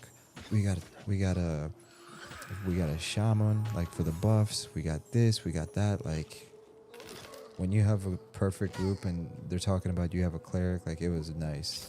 It was really nice. It meant something, you know. I can't remember the last time I was playing Monsters and Memories and I was like, oh my gosh, we have a cleric. It's like, well, okay. You know, or we have a shaman, or we have a druid, or we have a cleric. Like, I'll take any one of those. But I don't get that feeling when a cleric joins, like, oh my gosh. Like, this group is perfect, right? We're safe because we have that cleric. We already have 2 tanks, or we have a tank and a DPS, but we have a cleric. Like, I've got peace of mind. Right, I don't get that feeling immediately because I get the same. Here's the way I put it. I get the same peace of mind I got from having a cleric in my group in EverQuest as I do having a shaman or a druid in Monsters and Memories. If I have a shaman, I'm like, perfect. I got a cleric, right? If I have a druid, perfect. I have a cleric. That's what I'm trying to get across. I don't know if that makes sense, and maybe like somebody that really plays more than I do, especially in the alpha, will say, Dracos, you're totally wrong. I'd be like, okay. I'm okay with being wrong, but I'm just talking about like the vibe I get. I'm still a degen, but I need sleep. Never been good at 24-hour type deals. Dude, this guy's been... I was playing 200 hours a week of Foxhole like 6 months ago. LMA 100 hours a week. Oh dear. Wowzers. Be safe, brother. That guy's talking about how many hours he's been playing. I'm not sure if he's talking about Monsters and Memories or something else.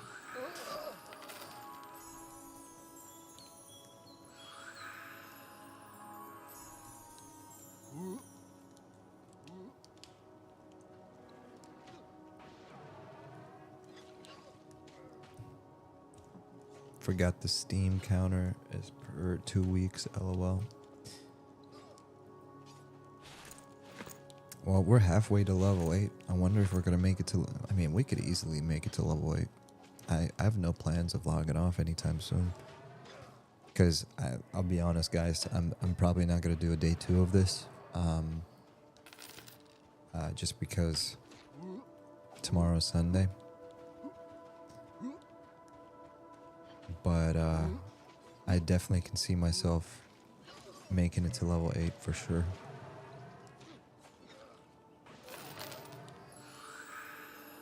We're gonna hit this guy with Touch of Nature.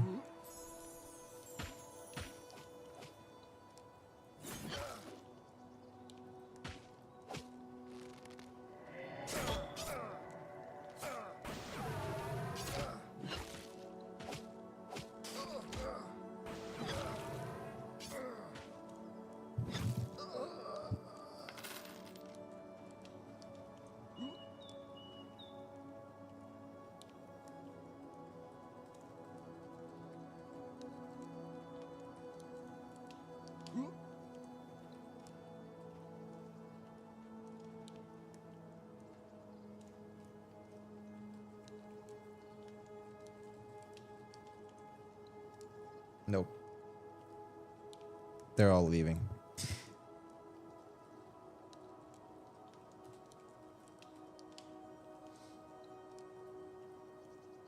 We might be able to solo this.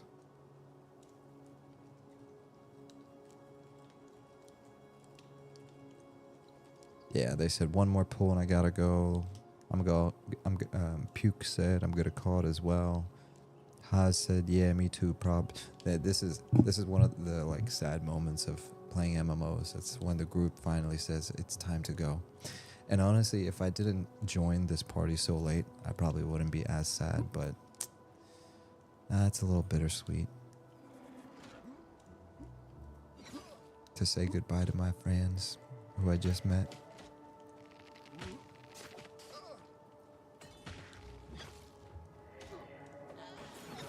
Let me turn this off. I got my gamma way up.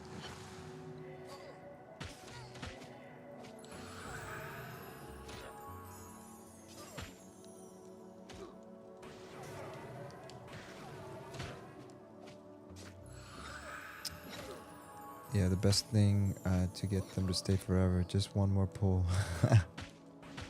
10 hours later. Just one more.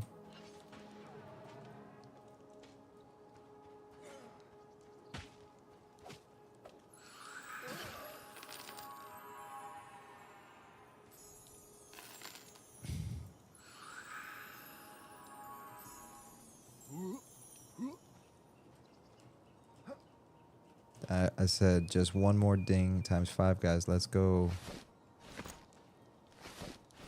I think these are bugged. Why are these, all these corpses are... Yeah, these are definitely bugged. I was wondering why nobody was looting, but the corpses are just bugged.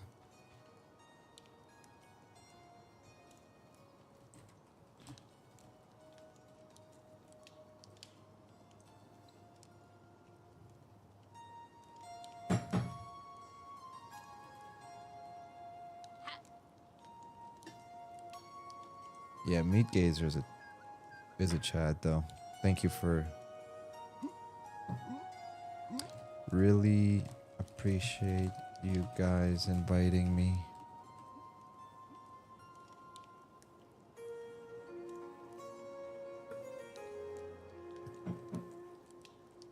one staying, or am I the only one left? Saddest thing ever. Am I the only one? I'm very sorry, it was kind of short-lived. Oh, scroll. Ooh.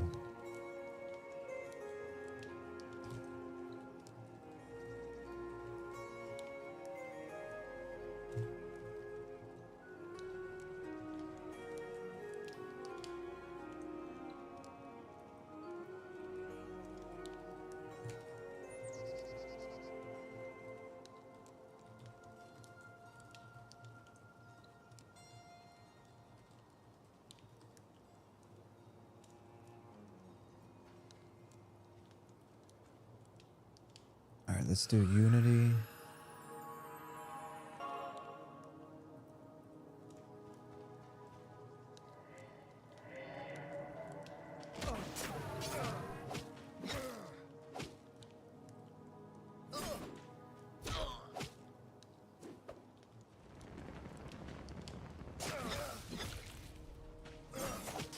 Looks like I'm gonna have to start playing strategically.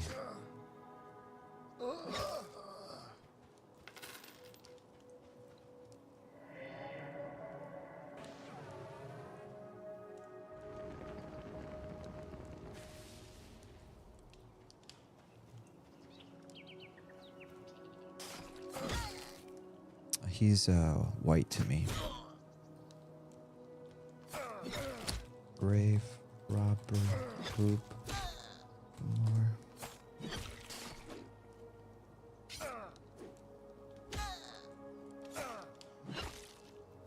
Oh crap. Nope, nope. Nope.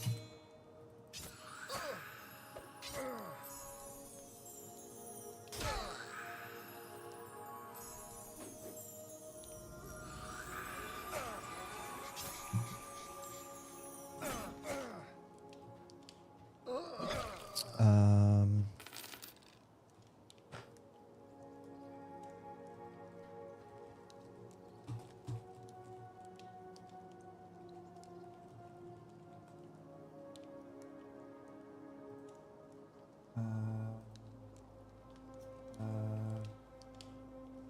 invite, going shoot it.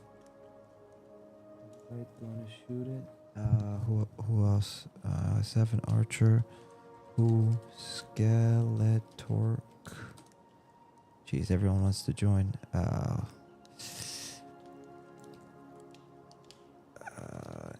Invite Jandor too. Oh, I guess I am.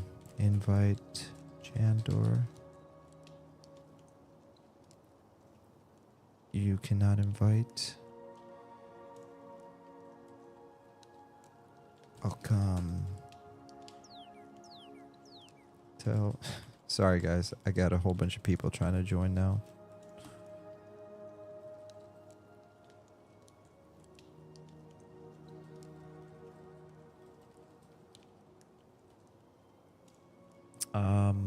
Jandor.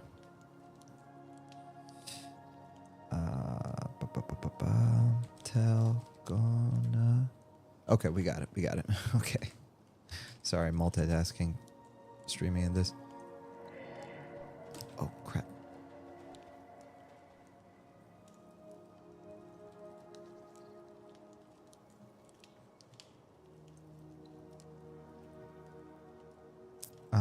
Bandits out from north. Bandits out from North Gate. Bandits out from North Gate. Where you at?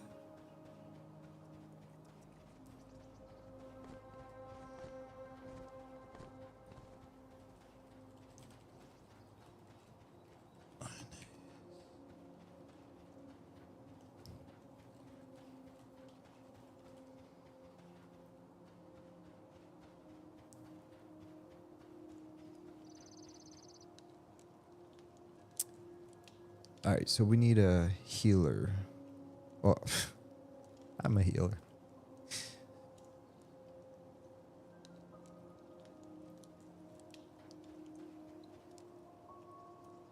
Oh, is he invisible? Oh, yeah, because he's a rogue, guys. Dude, look at that. I didn't know that's what they look like.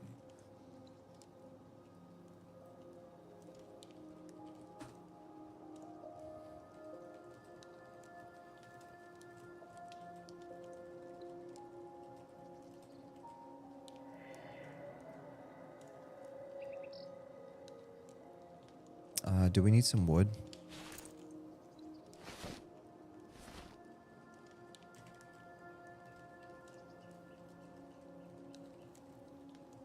I'll just cut a tree.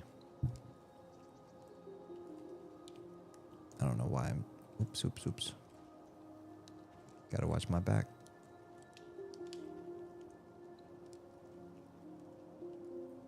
Let's actually do this really quick.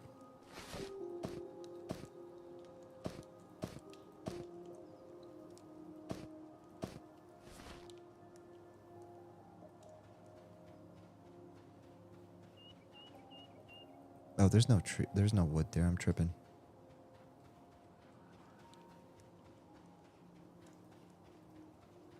Is that wood right there? Did what just happened? Did I aggro him? I probably did.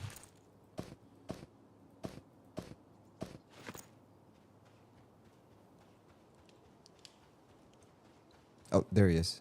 That's our dude. Varnak. Who? Varnak.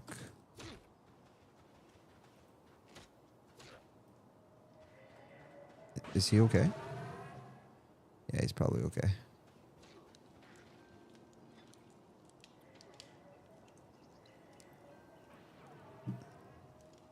Wait, is that the same dude that asked me to join the group? Any Ellie out there mind summoning me a stack of bandages? Oh, yeah. No, but that's not the one who messaged me, is it? Varnak?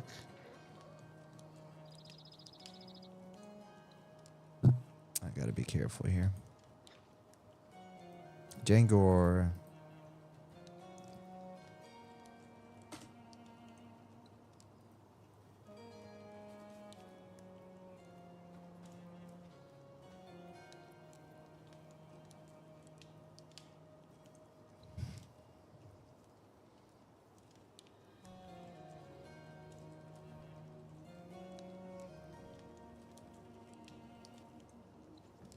Awesome. We got a full group again, boys.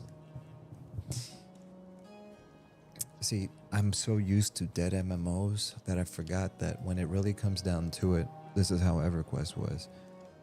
Yeah, sure, your buddies would leave, and sometimes you'd call it a night with them, but other times, you'd just be like, all right, nice playing with you guys, but I'm pulling an all-nighter. Who else is looking for group? And then boom, just like that, you're rolling.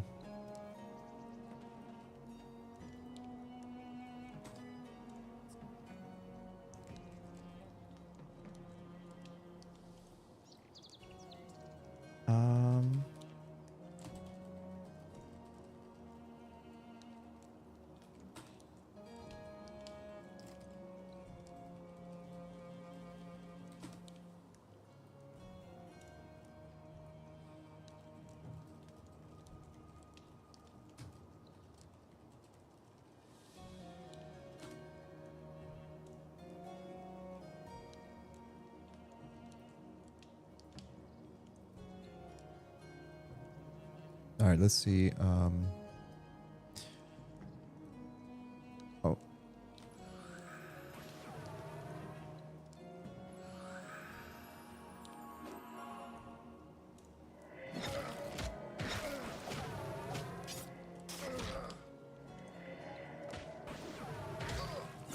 Yeah, so right now,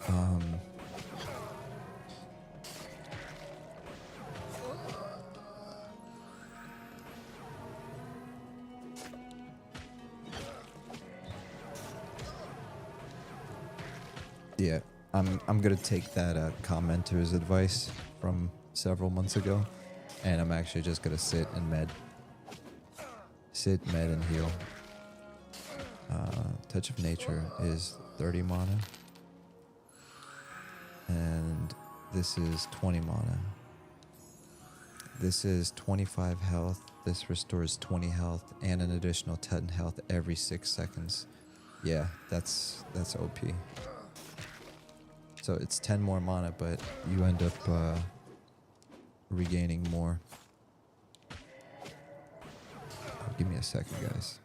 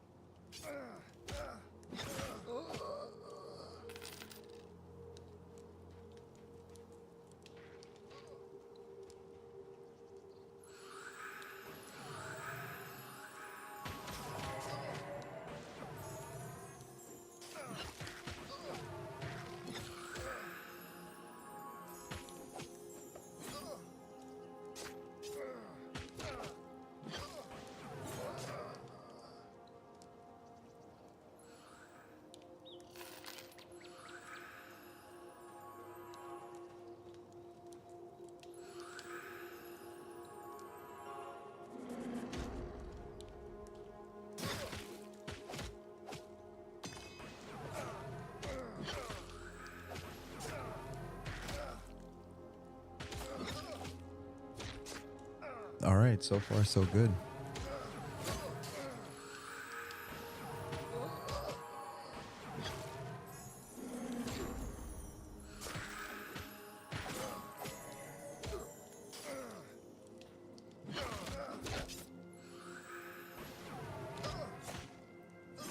Oh.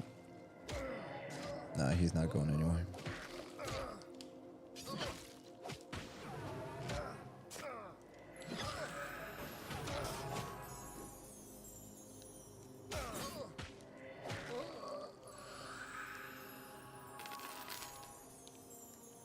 You know what?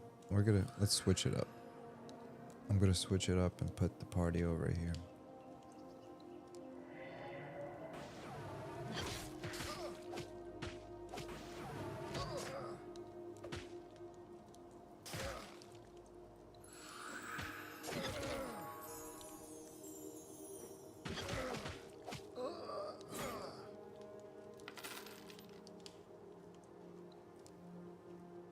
You know, guys, I think I said it. Ooh, that's a cool looking sword.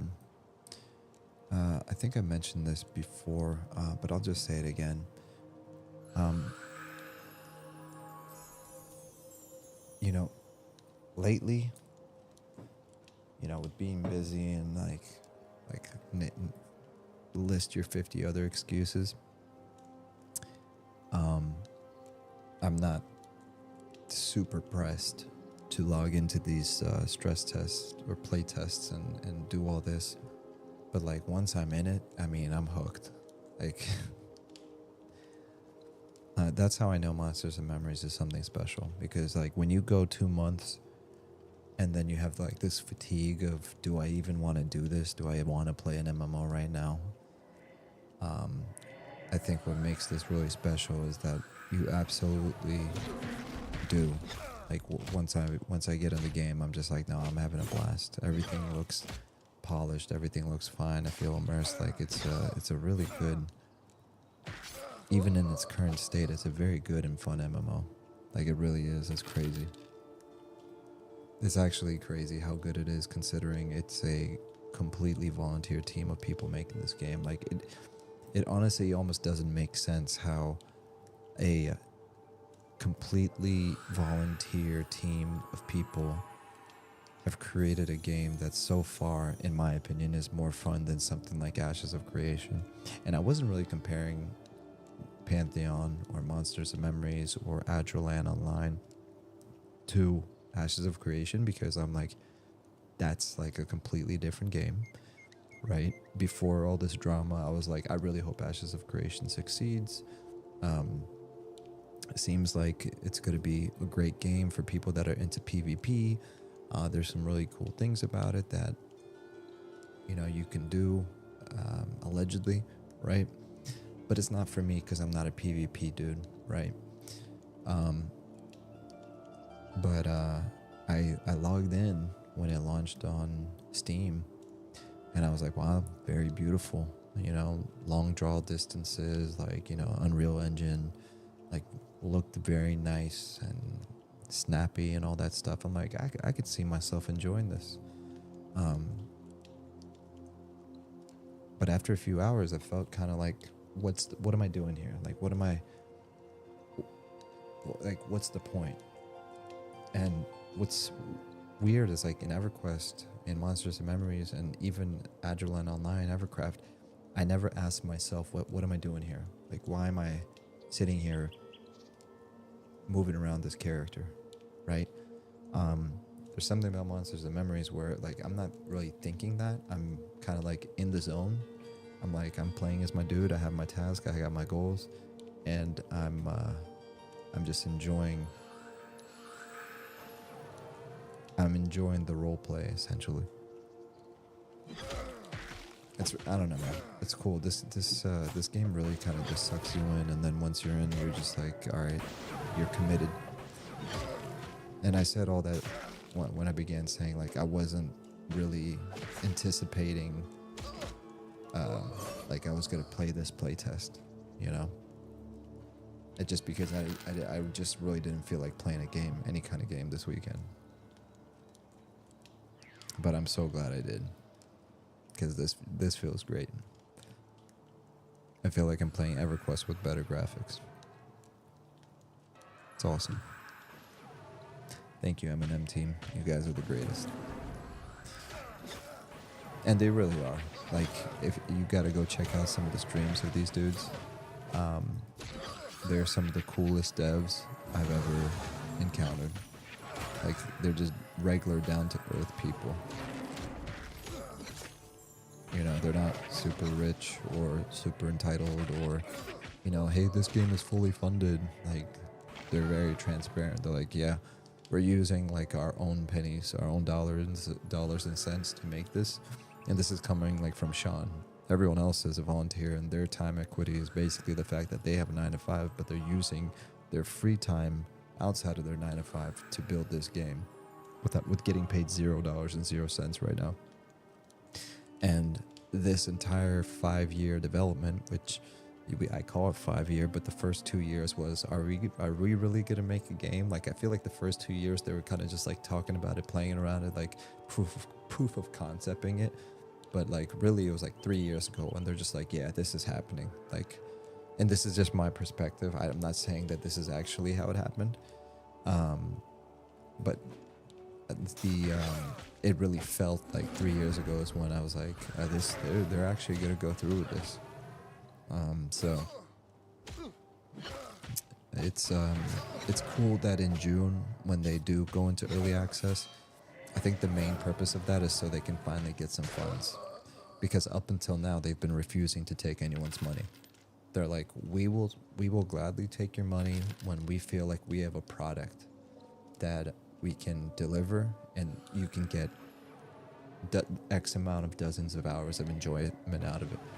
At that point, they have no problem taking some kind of funding, right? And their ideas of funding is just a regular sub fee.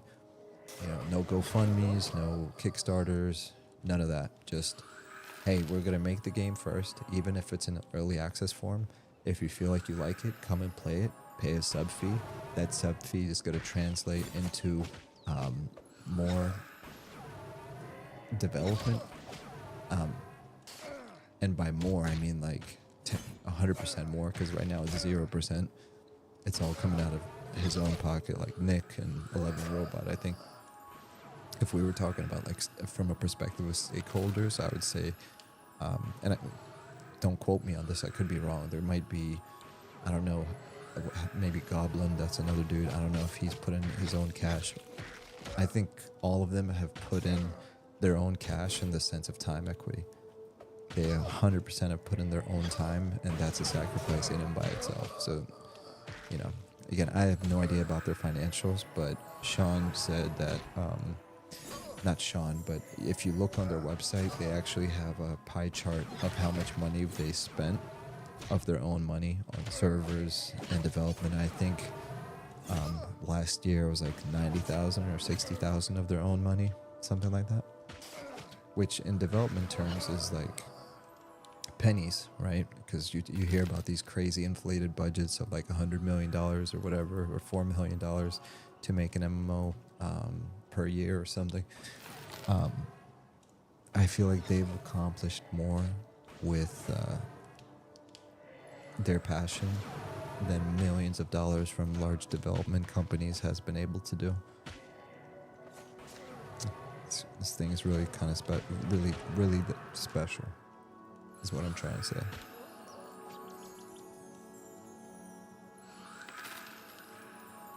Like, even down to the music. Like, if you guys don't know and you're hearing me rant and you're like, what the hell is this guy talking about? Who are all these names? What's a Sean? What's a Nick? Who's a Goblin? Like, I'll give an example. The composer of the music you're listening to, or have been listening to, depending on when you started watching this or if you're watching the VOD, is Robert Engstrand. And he's one guy, but so far he's composed the entire soundtrack for Monsters and Memories, as much as is out right now. Like the Night Harbor music, the Wood Elf City music, like, and all of it is just great. It's so good. Like, sometimes I'll just listen to the playlist of his tracks. I'm like, this is art. This is great. You know what I mean? It's really cool to see that, man. It's really cool to see how lucky we are to have these dudes. Let me grab my coffee.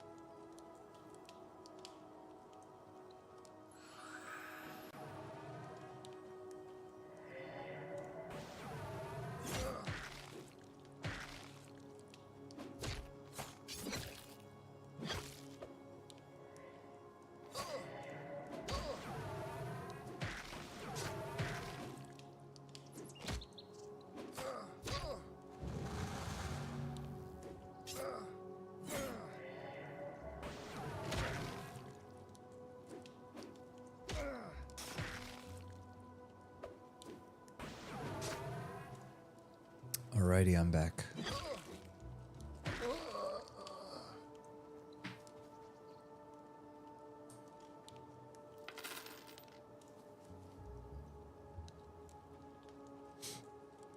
Alright, let's see, where are we? It's not what it looks like, by the way. I literally had an itch on my nose. You know, it's funny. If I didn't say anything, nobody would have noticed anything. But just the fact that I said something, they'd be like, ah, see, you're trying to cover it up. We all know what you were doing. Now it's really not. I had an itch in my nose because I swear, like, so much dust accumulates in this house. And I don't know what it is. When I lived in my old house in a different state, I swear I never had this much dust. And I changed my air filters like every 2 months, not even every 3 months. And I feel like my PC, I have to blow the dust out of my PC once every 3 months, once every 2 months. I have a, what do you call it? An AMD MPK Mini. So like a keyboard for composing music. It's covered in dust, except for where I play the keys. My Rodecaster Duo covered in dust. And I dust stuff. I mean, I'm just saying, like, in general. Like, I've literally, I haven't been playing games for the past, like, 2 months. Like, I'll log in and do something, but that's about it. And how is it that in a matter of 2 months, in a high traffic room where I'm always coming in and out for work, because I work right over here, that there's so much dust? It's a little concerning. It could be that I live next to a strawberry farm, so there's that. I'm starting to think, like, it's not even dust, but it's like sand particles. But yeah. I've been going off on a lot of rants and tangents today, so hopefully you guys don't mind, but, you know, just enjoying my time with you guys. My favorite part of doing all these streams is really hanging out with people, whether they're live or after the fact. Because at the end of the day, you know, I'm here talking to y'all, whether you're watching the VOD or you're here live. I want you to be a part of this, you know? We're just hanging out, having a good time, and that's all there is to it. Look at the effect, the mez. You see the mez, guys? Like, the spell effects are so cool. Alright, we're gonna keep healing.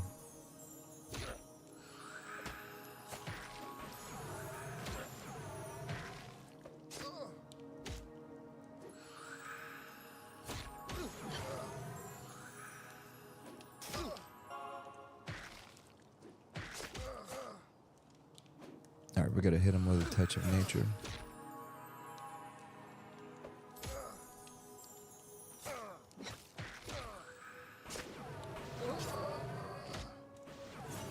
Look at that. That looks so cool.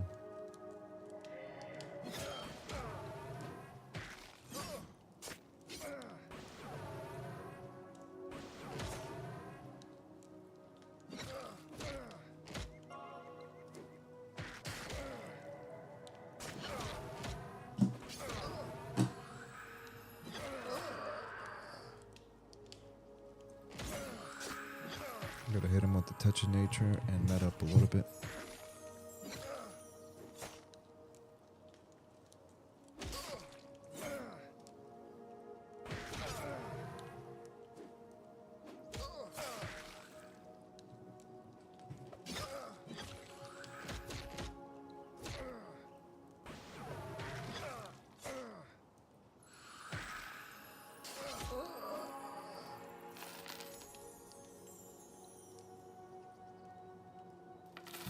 You know what I forgot to do? I forgot to set the alarm. Let me do that right now.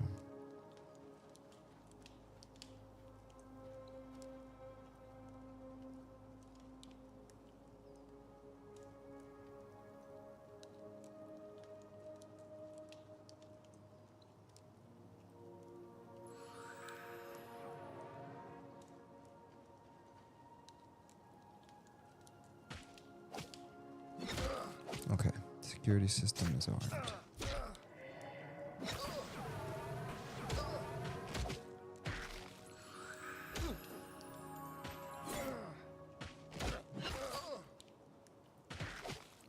I'm trying to get a screenshot really quick.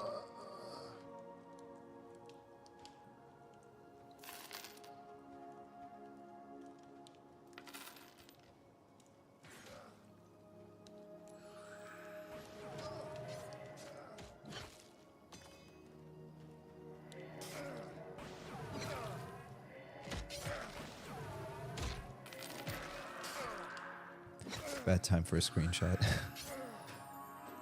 Gotta make sure my group doesn't die. Which they won't, but I gotta do my job. Yeah, something like that. Quickly. Yeah. Hold on. Right here. There you go. Boom.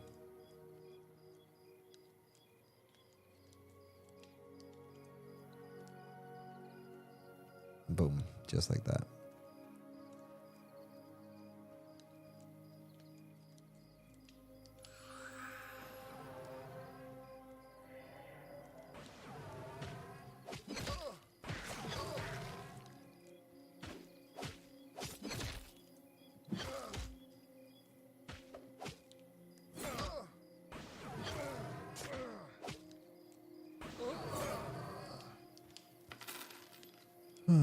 How's the XP working?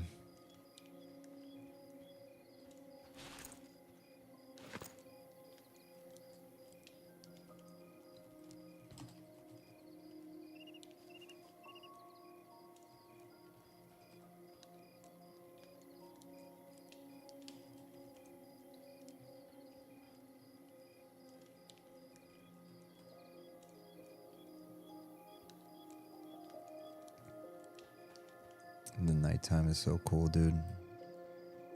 Look at, oops. Look at that, look at that, look at that. Get rid of my face. Look at that. And you got, oh, it's got 2 full moons tonight. So there's, you see how there's 3 moons?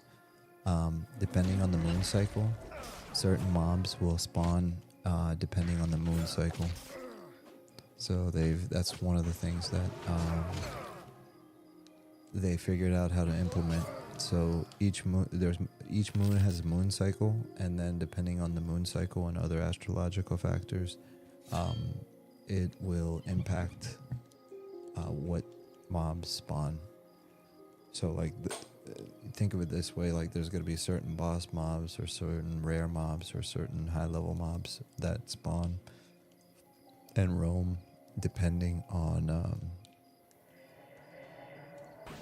what the moon cycle is. There's also obviously rain, snow, dust storms. There's a lot of other cool stuff that is already in the game. That's what I'm saying. It's crazy what these guys have accomplished already. And there's a lot of other streamers like you. For those of you that read the chat earlier, Classic EverQuest, he's really good at showing off both EverQuest but also Monsters and Memories. There's a couple other dudes. Let me see if I can remember everyone. Redbeard Flynn, Squats the Goblin, that's SKWATZ, Slayheim, so Slayheim. He does a lot of Monsters and Memories content. So there's a lot of good content creators. I'm nowhere near like the best or even like a good one. I highly recommend you check out some of these other channels because they do a really good job of capturing not only what's great about Monsters and Memories from like directed videos, because they edit videos. Like Slayheim is very popular for not just streaming. He actually makes videos where he'll be like, let's talk about Monsters and Memories and classes and all this other stuff, but also streaming. And what I mean by that is they'll stream on Twitch, they'll stream on YouTube, and they'll do some of the more higher level content, and you'll really get to experience like, okay, Monsters and Memories already has a lot of cool content to experience. So definitely check them out. It's fun hanging out here with you guys, but if you really want to check out Monsters and Memories like in a better light, I highly recommend you check out some of those dudes. Or go to monstersandmemories.com, and what you can do is in the tabs like play early access, there's something called team, not something, there's a tab called team, and it goes over all the devs that are building this game. And in the description, they give the links to their Twitch channels. So if you just subscribe to their Twitch channels, and so you get notified when they go live like once a week, sometimes twice a week. And you can literally talk to the devs directly, and they'll talk about their plans, where they are at in development, give behind the scenes updates. Like, these guys are really connected to the community, and not like in a fluffy way, not like in a, yeah, we're here on our monthly whatever call, and we, you know, our stakeholders, we just got another investment, and look at this graphics we got. It's like, no, they're just sitting there chilling. It's like, all right, today we're gonna do we're just gonna place benches, right, or fill up the furniture in here, and then chat, you know. And mind you, like, they're developing the game like daily, morning, night, afternoon. When they're live with other people, that's probably when they get the least amount of work done. They're really doing it just to hang out with the community. you know, so they're super chill. Super chill.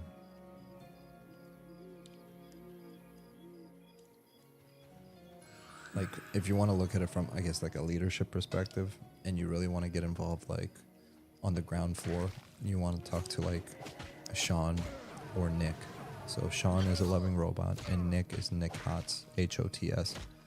If you want to get more into the art stuff, you want to go to Zukan, Zukan, or Goblin, and then there's another dude I forgot. Asun Bek Kebab. I had some kebab today. I literally had some kebab. He deleted his message, but I was gonna read it. But I agree with what you said.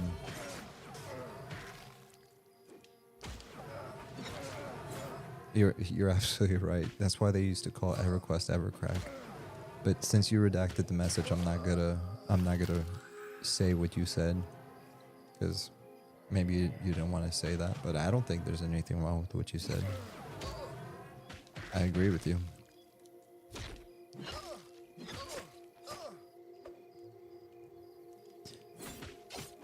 And I apologize in advance if somebody chats something and I don't see it immediately. I'm not constantly looking over at the chat, and I don't know how many people are watching. So if I don't see something right away, I apologize. But I saw that right away before you got to redact it.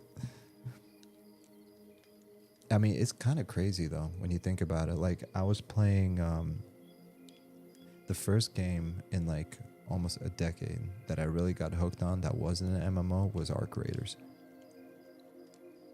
Arc Raiders was just objectively good.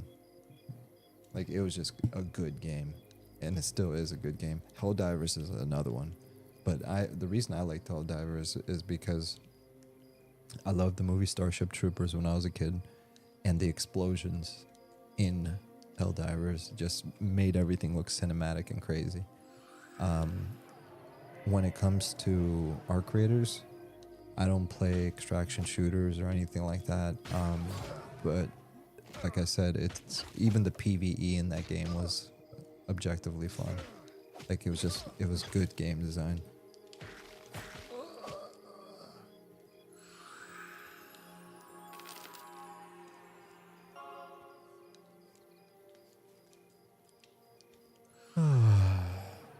You guys should be good. I think, though, camp isn't too rough. Need to go soon. You're breaking my heart, Jandor.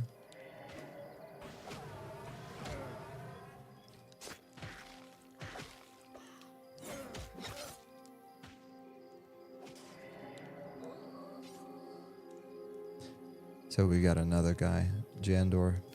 He's planning on leaving.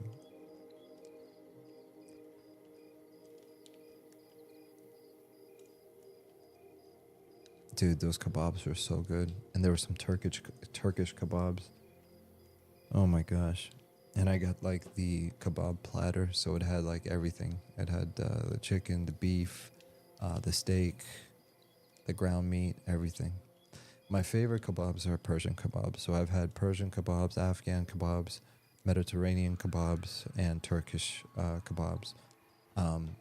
By far, my favorite has always been Persian kebab. I used to work at Moby Dick back when I was like 16, 17. No. 16, 17 or 15 or something like that. And I literally used to eat kebab every single day. And I used to get the kubide. And if you know, you know. Kubide is the ground meat skewers. And then they'd have this like spicy green sauce. So it's like they have the tzatziki sauce, and then there was a spicy green sauce. And it was so good. I actually learned a lot of Farsi back when I worked there. It's crazy. Let me make sure this is on. Just in case somebody needs my help.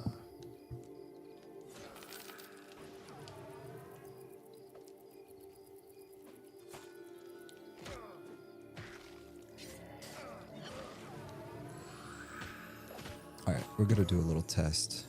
So right now, it's 2 in the morning Eastern time. how many people are in the zone? Still 120 players in the zone on a play test at 2 in the morning. And this is the one zone, one single zone. That's crazy. That's crazy good. I really hope that they figure out a way of, like, they've already run stress tests, and they'll jam pack like 500 people in this zone until like the zone just breaks. But I really hope that they get to a point where they can have 500 people in a zone, like, stable. Obviously you don't want 500 people in a zone, right? Because there's not going to be enough mobs to go around, right? But if they can pull that off, like, once you're at 1.0 launch, the players are naturally going to scatter. Some people are going to want to play a night elf or a deep elf, so they're going to start in the deep elf city, halfling city, human city, ogre city, right? So it's not like everyone's going to end up in Night Harbor anyways at 1.0 launch. But if they can accomplish it so that 500 people theoretically can be in a zone and still maintain like 60 FPS, that's going to be phenomenal. Because if the world is big enough, technically you won't need to have like a dozen servers, you know?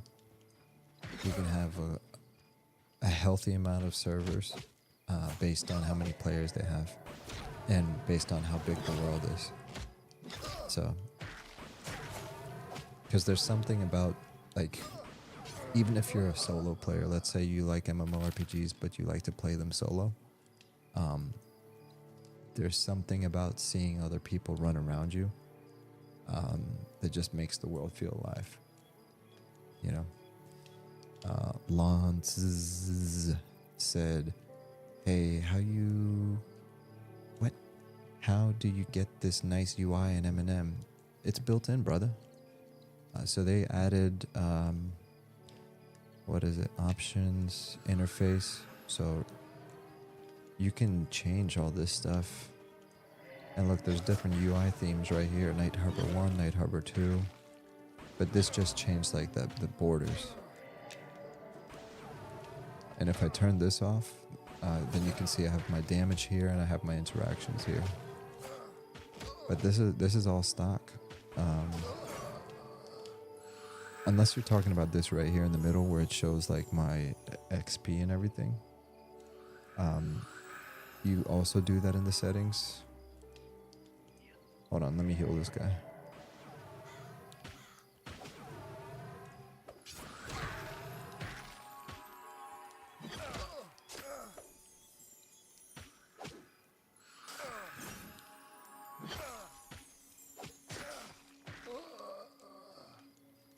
Oh, yeah. So the middle portion, I'll show you how to do that. You go to options, UI.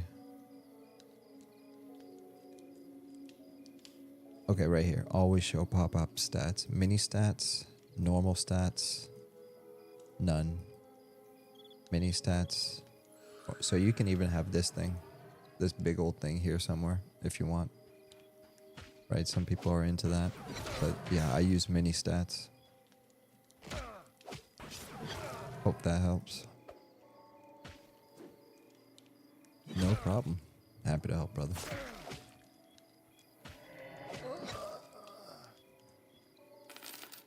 Alright, so I think the plan is if Jandor leaves, we're just gonna, what else? Let me see what else they added. So, interface, I know they added like a scaling ability. Show new player guide.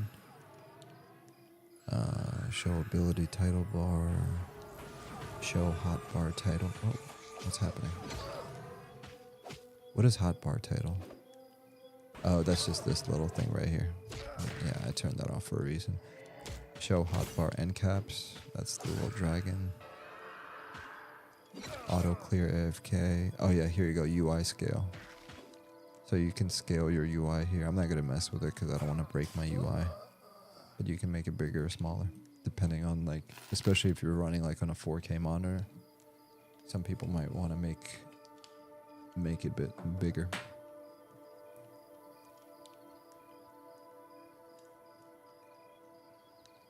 I don't have any wood.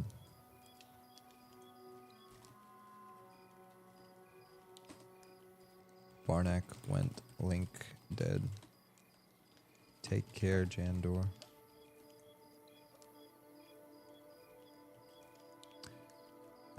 Grave robber group.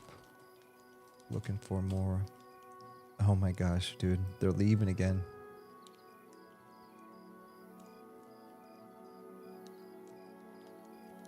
Scrawl is leaving too now. Okay, everyone's leaving at the same time. Darn. It's been fun, brother. Sad to see you go. Do you have not yet. Half a yellow to ding. I'm so close to level 8. But you know what? I think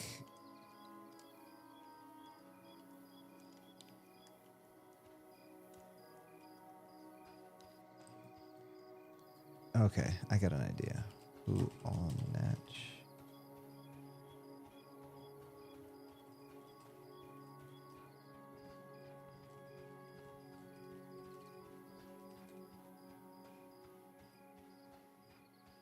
Alright, I'm gonna go try to get this guy's loot.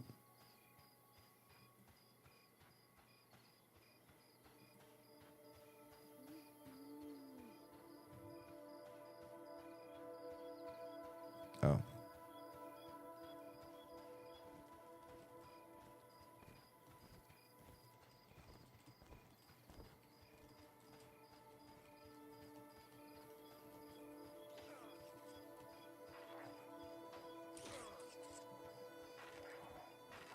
Okay, so I'm probably not gonna make it, but I'm gonna run to him anyways.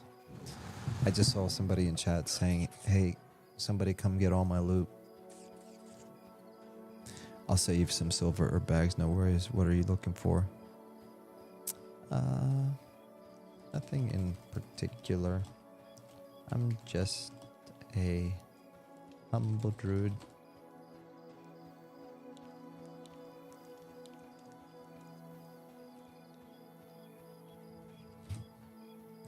I'm sweet talking this person.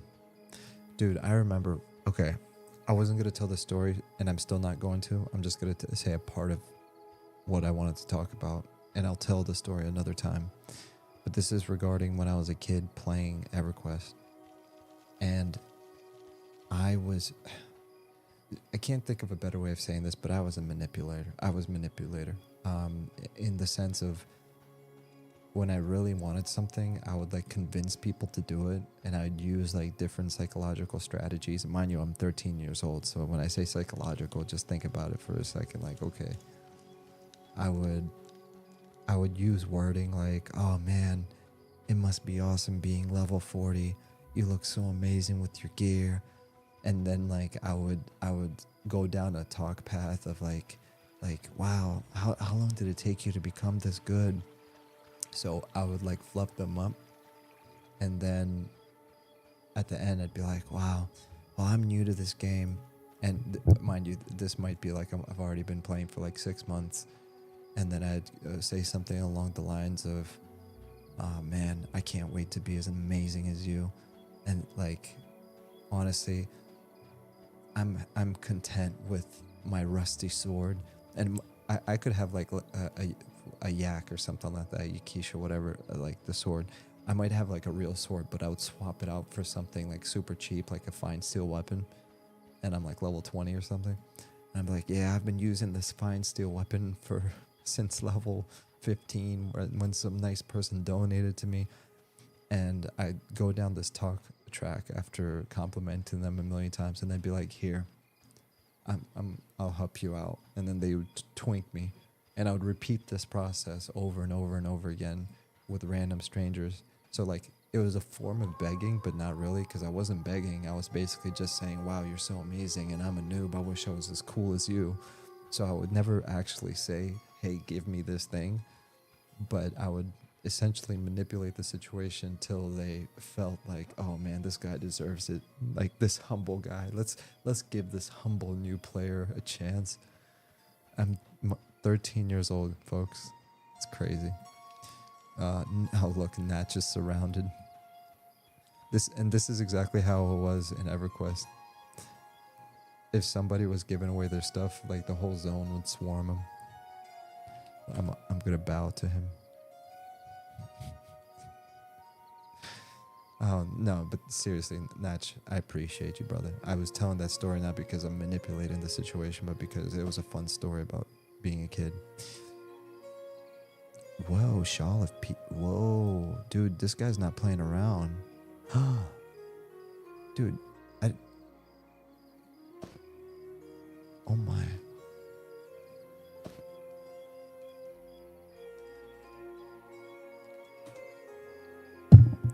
Dude, he really sized it. I thought he was going to give me like a silver or two. Look what he just gave me. He gave me... And he gave me like... Oh my gosh. What's this? Onion. So he gave me a shawl of piety, like deity piety. 2 AC, 1 int, 1 wisdom. He gave me Wormsbane Grandmaster's Earring, which is 2 strength, 1 stamina, 5 save versus fire, plus 2 AC. And then he gave me a ring that's plus 1 stamina and save versus cold and electricity. Oh, electricity minus 4. That's awesome, dude. He really hooked it up. Let me see if... What is this? So this is... Okay, so I'll replace this. Okay, so I'll sell that. And sell this. Where's the shawl? Oh, right here. Hold on, let me see if this thing looks different.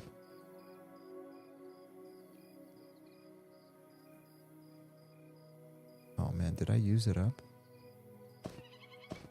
I wasted my fire beetle eye. That sucks. Okay, let's step in the light because I want to see how different this thing looks. All right, ready? So before and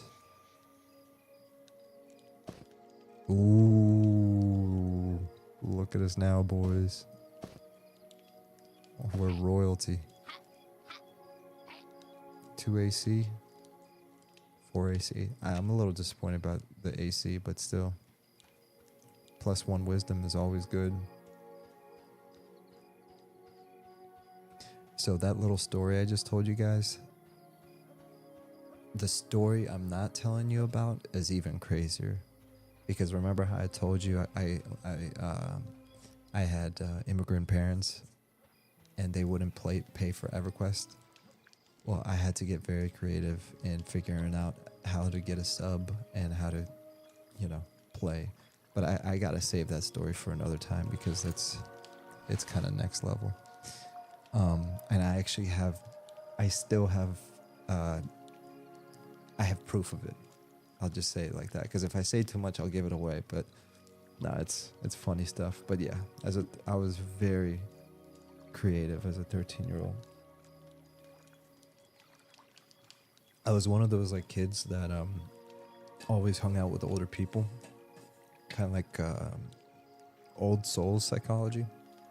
It's really kind of weird when you think about it.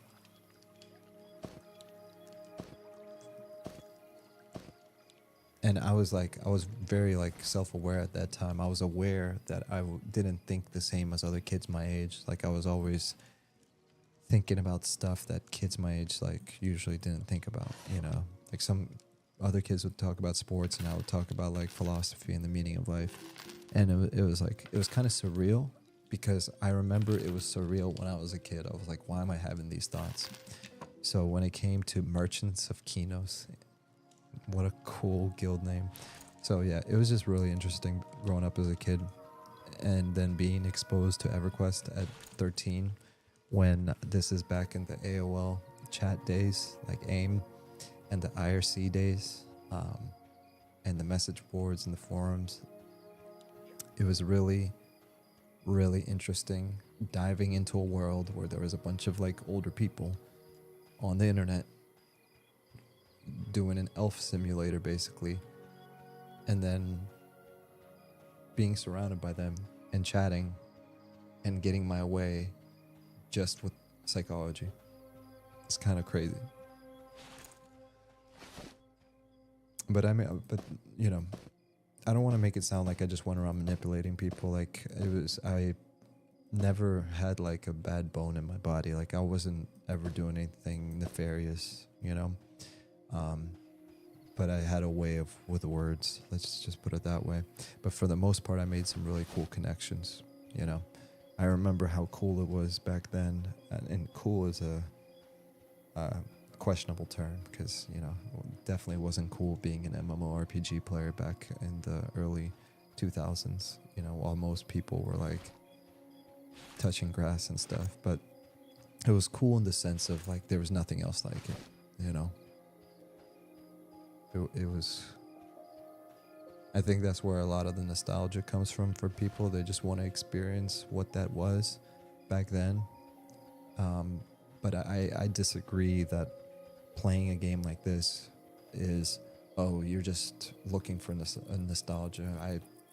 I couldn't disagree more, but I see where they're coming from, but I think that's just a cope. It's just a good game. It's a fun, good game. It's a well-designed game because what it is, it's not reinventing the wheel. And that's the problem with game design nowadays.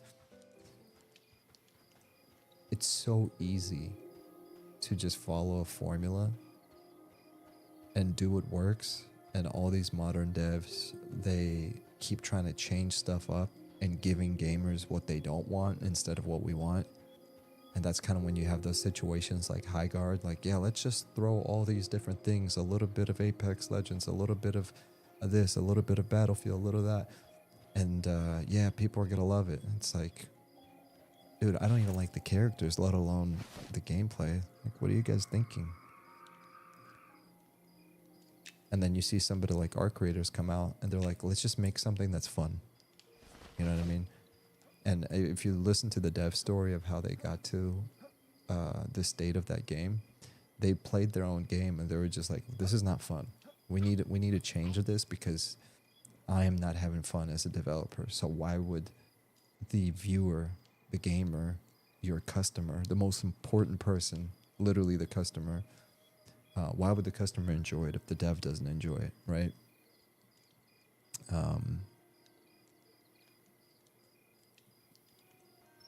Rusty Tower? Hold on. Can I use this? Hold on. This is... Oh, I can't. Rusty Tower Shield. I gotta be... I'm the wrong class for that. Okay. Alright, let's... I'm yapping away about the most random, nonsensical things. I'm gonna listen to this later and be like, what are you even talking about? Talking about manipulating people and game development and all this other random stuff. Meanwhile, you can't even sell what's in your inventory because you're running around in circles.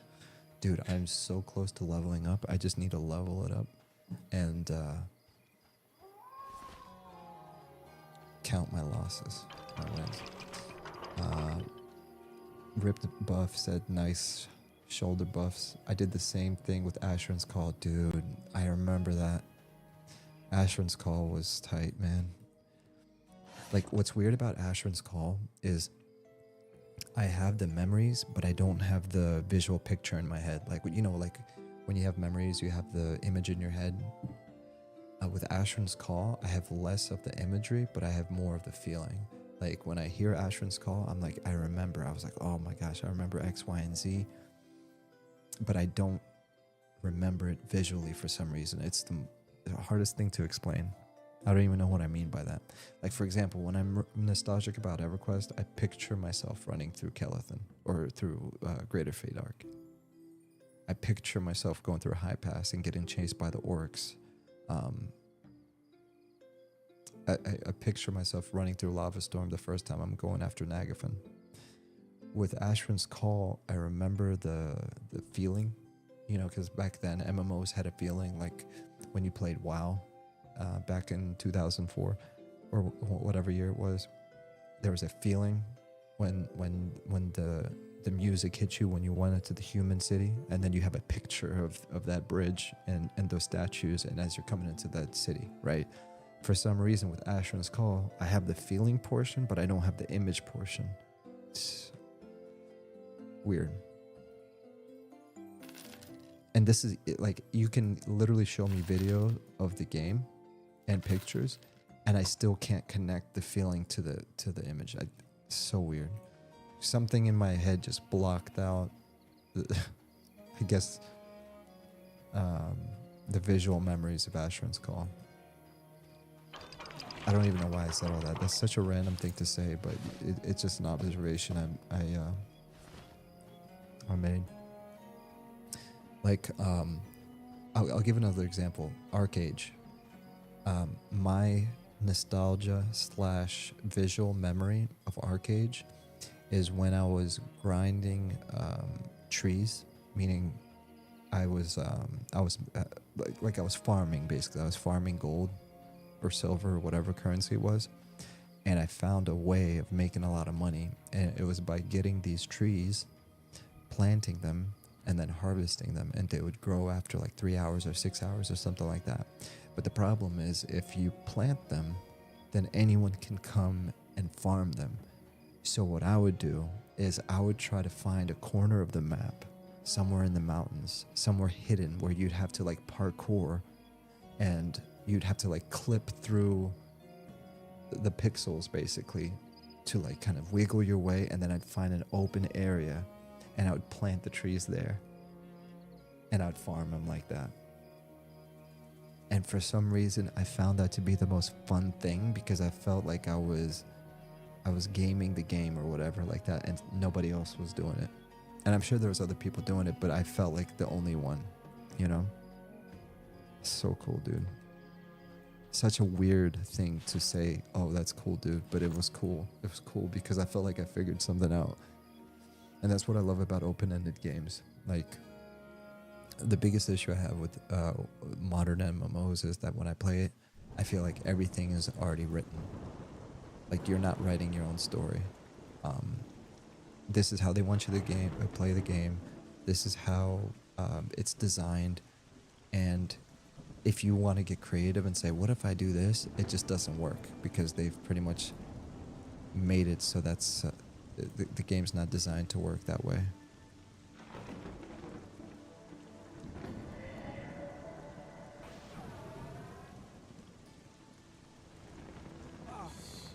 And I really hope that Monsters and Memories keeps that.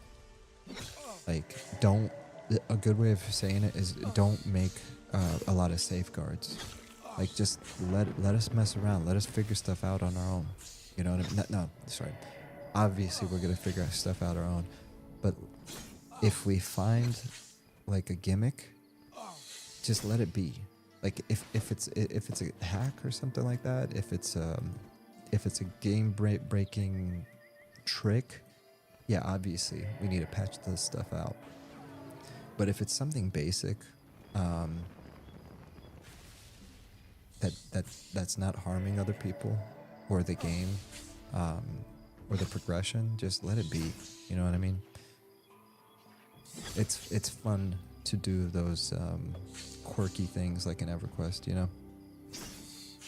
I'm trying to think of an example from EverQuest. I mean, I guess one example is high pass hold. Sometimes the way the mobs would run around,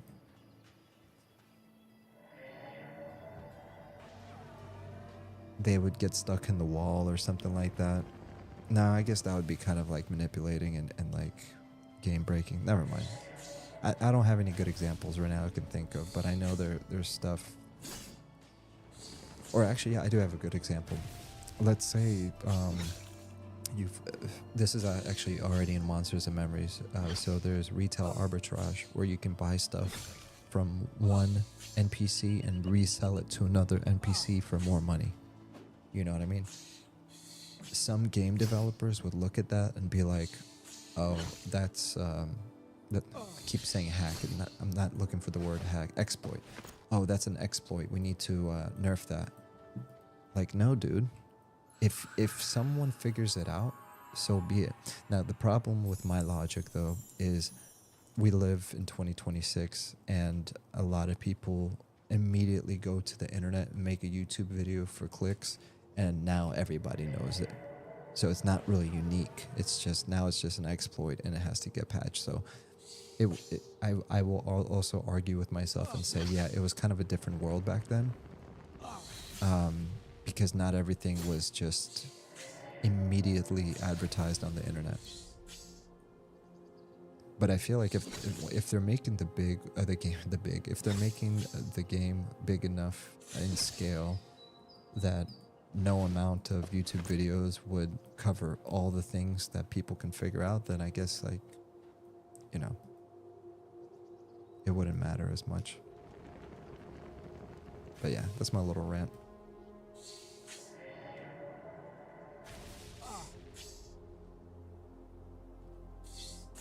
Oops.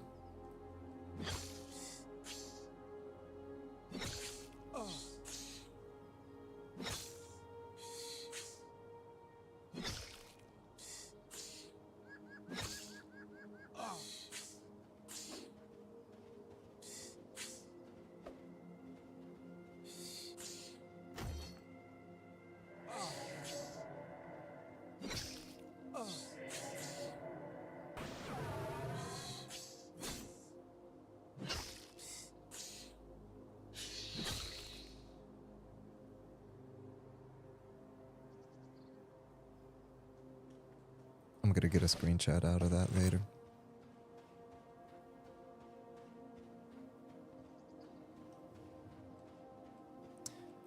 Ooh, is that a skelly? I'm gonna take his weapon.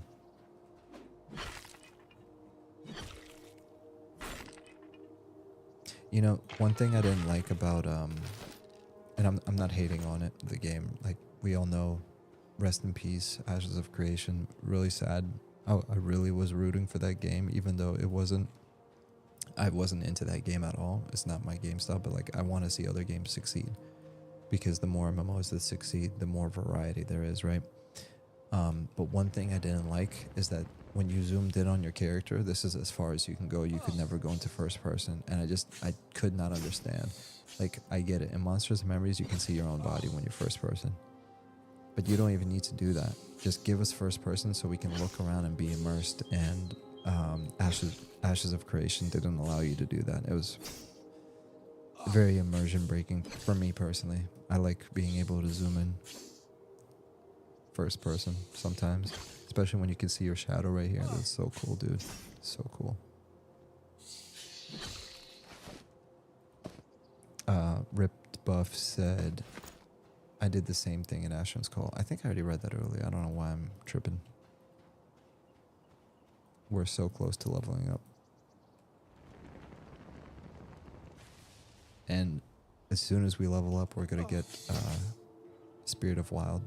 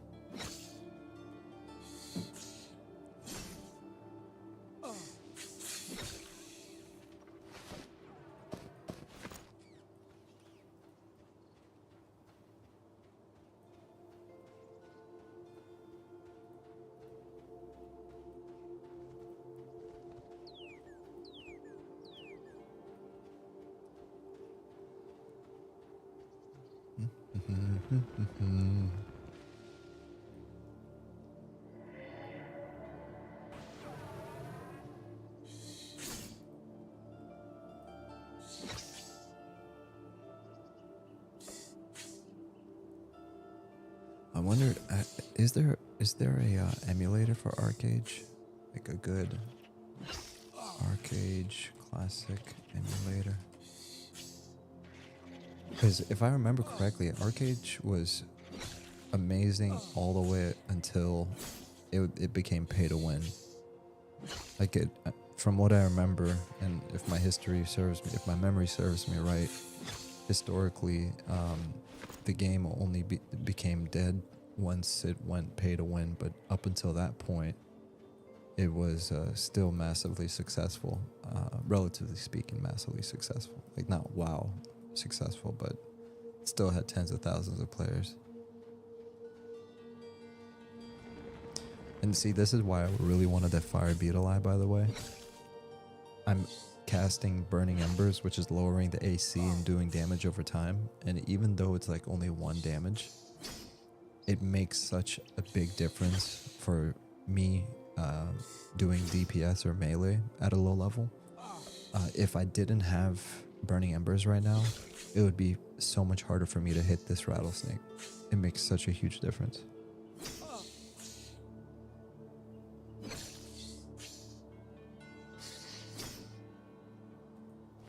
Okay, I think we've got like two more kills, and then we're gonna ding. This is, I hope you guys are ready for this. That's a snake. That's a snake. I should know this by now. Snakes are short, rattlesnakes are long. That's a rattlesnake, yeah. And I love the view distance. That's one thing. If I want to remind the devs, please do not reduce the draw distance. Like, sure, like put clouds and stuff like this to obscure some of the view distance, but never like reduce the view distance just for the sake of optimization. Like, find a way of optimizing without destroying. Look at this view distance. You know what I mean? It's actually, when I talk about graphics, like what's your favorite features as far as graphics are concerned, one of my favorite features is draw distance. Like, it's huge to me.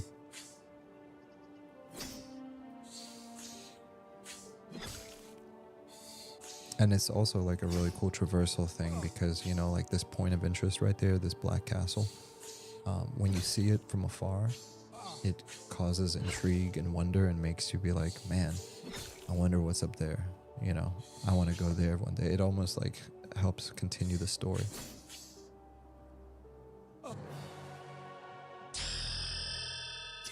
Yes. Yo, let's go. We did it. We did it, boys. Let's celebrate. Ding. How you guys like that classic EverQuest noise? Hey, Gratzmon. Thank you, Big Cook.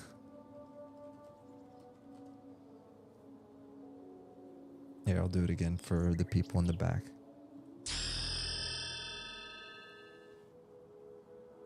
All right, so now that we have Spirit of Wild, let's put that there.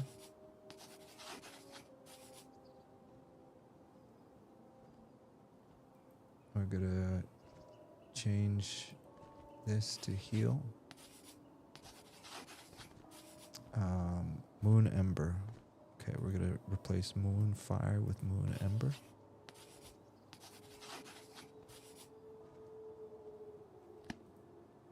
All right, let's see here.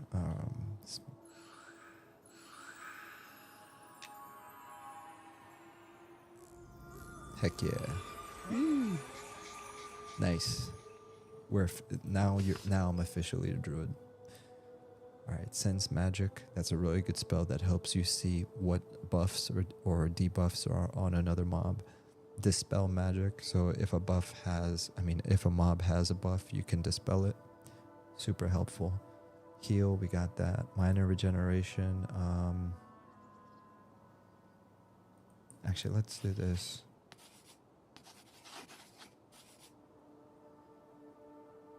So we're going to do Minor Regeneration. We're going to do Touch of Nature. I did it wrong. Sorry. We're gonna do that. We're gonna do minor generation. We're gonna do Spirit of Wild.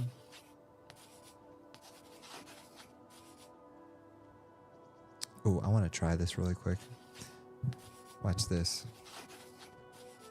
I used to love doing this, and I you know what? I used to do this on Valen's the PvP server back in EverQuest. I used to do this. Watch this.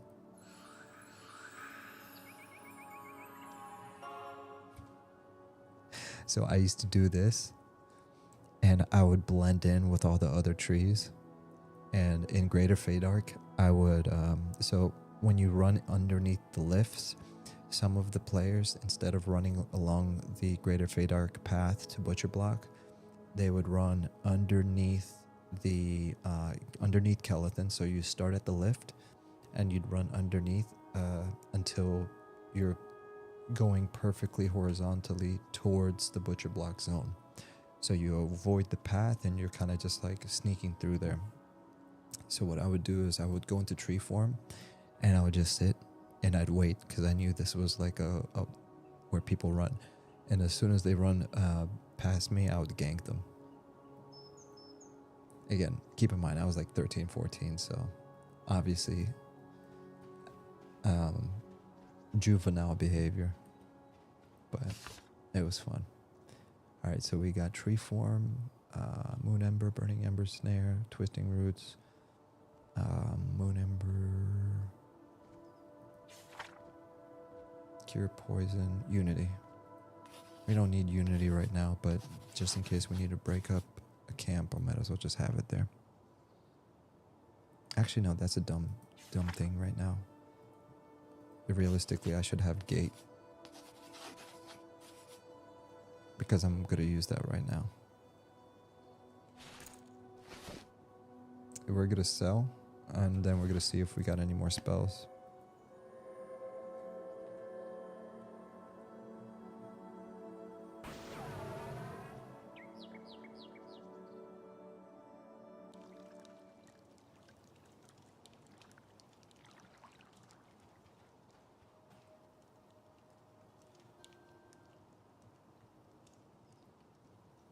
All right, welcome back to Night Harbor. I'm gonna grab some B-roll while we're here.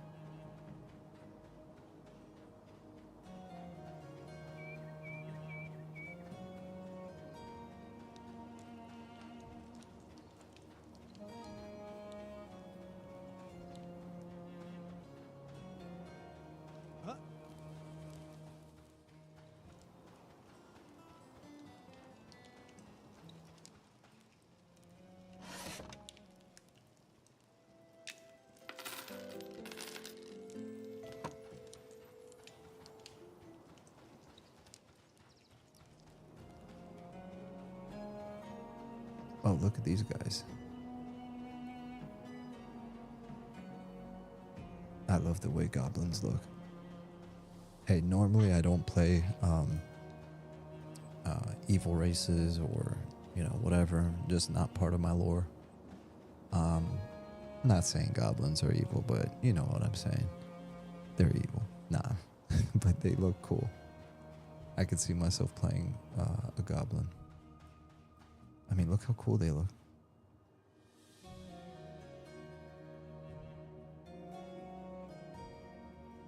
Dragon.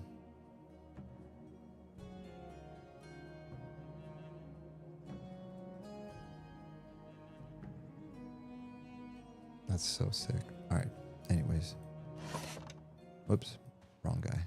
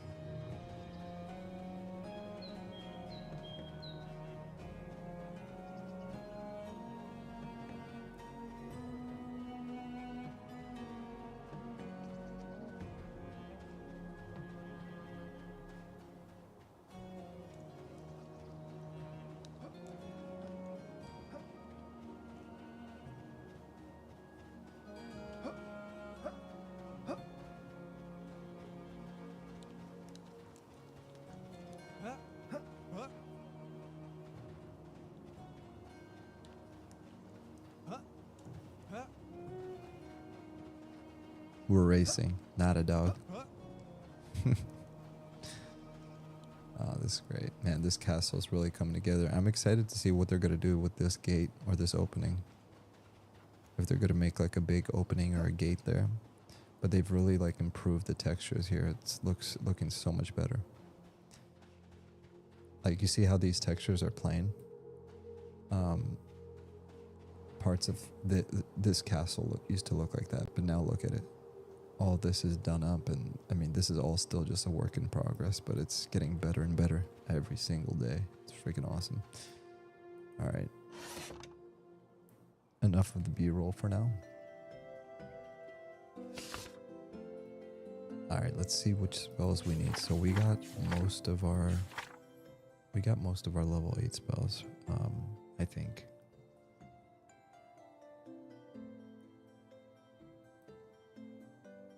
So Enduring Breath, I don't think that's for breathing underwater. I don't really need that right now. Dispel Magic we have, Heal we have, Minor Regeneration we have, Scroll, Moon Ember we have, Nature's Respite. Call upon nature to grant your target's respite, restoring 40 to 900 health. Interesting. Is it similar to Touch of Nature? Bless your target with a touch of nature, restoring 20 health and additional touch. No, that's not the same. Call upon nature to grant your target respite, restoring 40 health.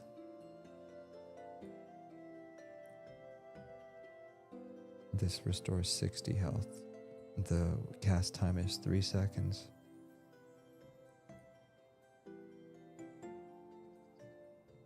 It doesn't say how long it takes to cast. Okay, hold on. Before I'm gonna buy that, but let me just check first.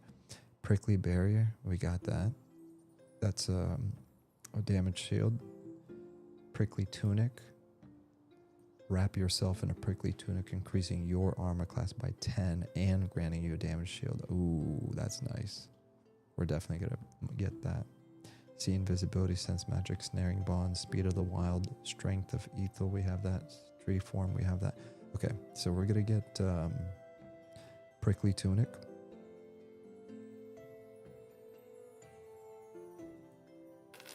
And then we're gonna get Nature's Respite. Because I don't have either one of these. So Prickly Tunic.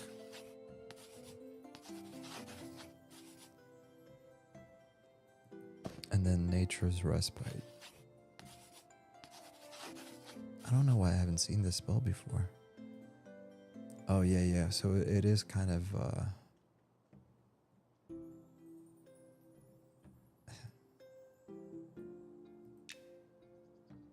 Cooldown 600 seconds. Jeez, why? That's so interesting. Why 600 seconds? That's intriguing. I wonder why, but alas, doesn't matter. All right, well, we accomplished our goal. We made it to level 8. We got our level 8 spells. We're officially a druid because we got our speed spell, Spirit of Wild. We also got some other goodies. Which guild hall is this? Elementalist. Oh man, this looks tight too.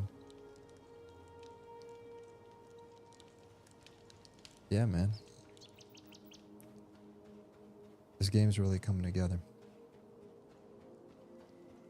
They're doing an amazing job. As you can see, under construction.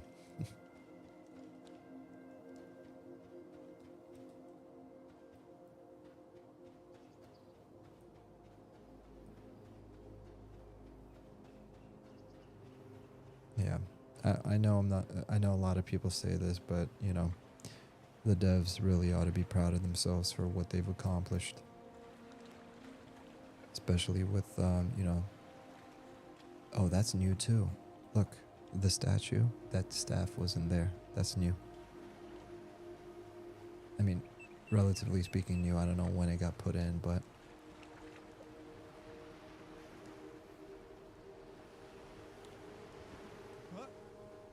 alright, we're back where it all started. Oh my gosh, and the water.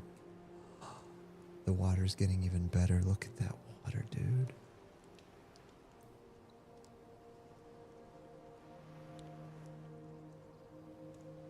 Dude, that's sick. Alright guys, take your last look at Dracos. I had a great time. This has been really good. Thank you guys for hanging out with me. Thank you for being here on this impromptu playtest. Again, it was just going to be a stress test, Monsters and Memories. We're going to do it on Friday, the 13th. And then they said they're going to open up the servers for 8 hours. And then they said, you know what? We're going to extend it till Monday. So if you still have time tomorrow, Sunday, log in, download the client, play, enjoy if it's your first time. You know, ask for help, read the new player guide, give it a shot, and enjoy this work in progress of a indie MMORPG in the truest sense. Like completely indie, self-funded passion project. The original, one of the devs is one of the original EQ devs, or he worked for SOE back in the early 2000s. So this game is made by a lot of passion, but also by a lot of people that remember what made games like EverQuest and classic World of Warcraft and Asheron's Call, etc., etc., Dark Age of Camelot, and so forth and so on. Great, right? So you're in good hands. It's a great community, and I appreciate you guys hanging out with me, but I think it's time for me to call it. I'll see you guys in the next one. Cheers.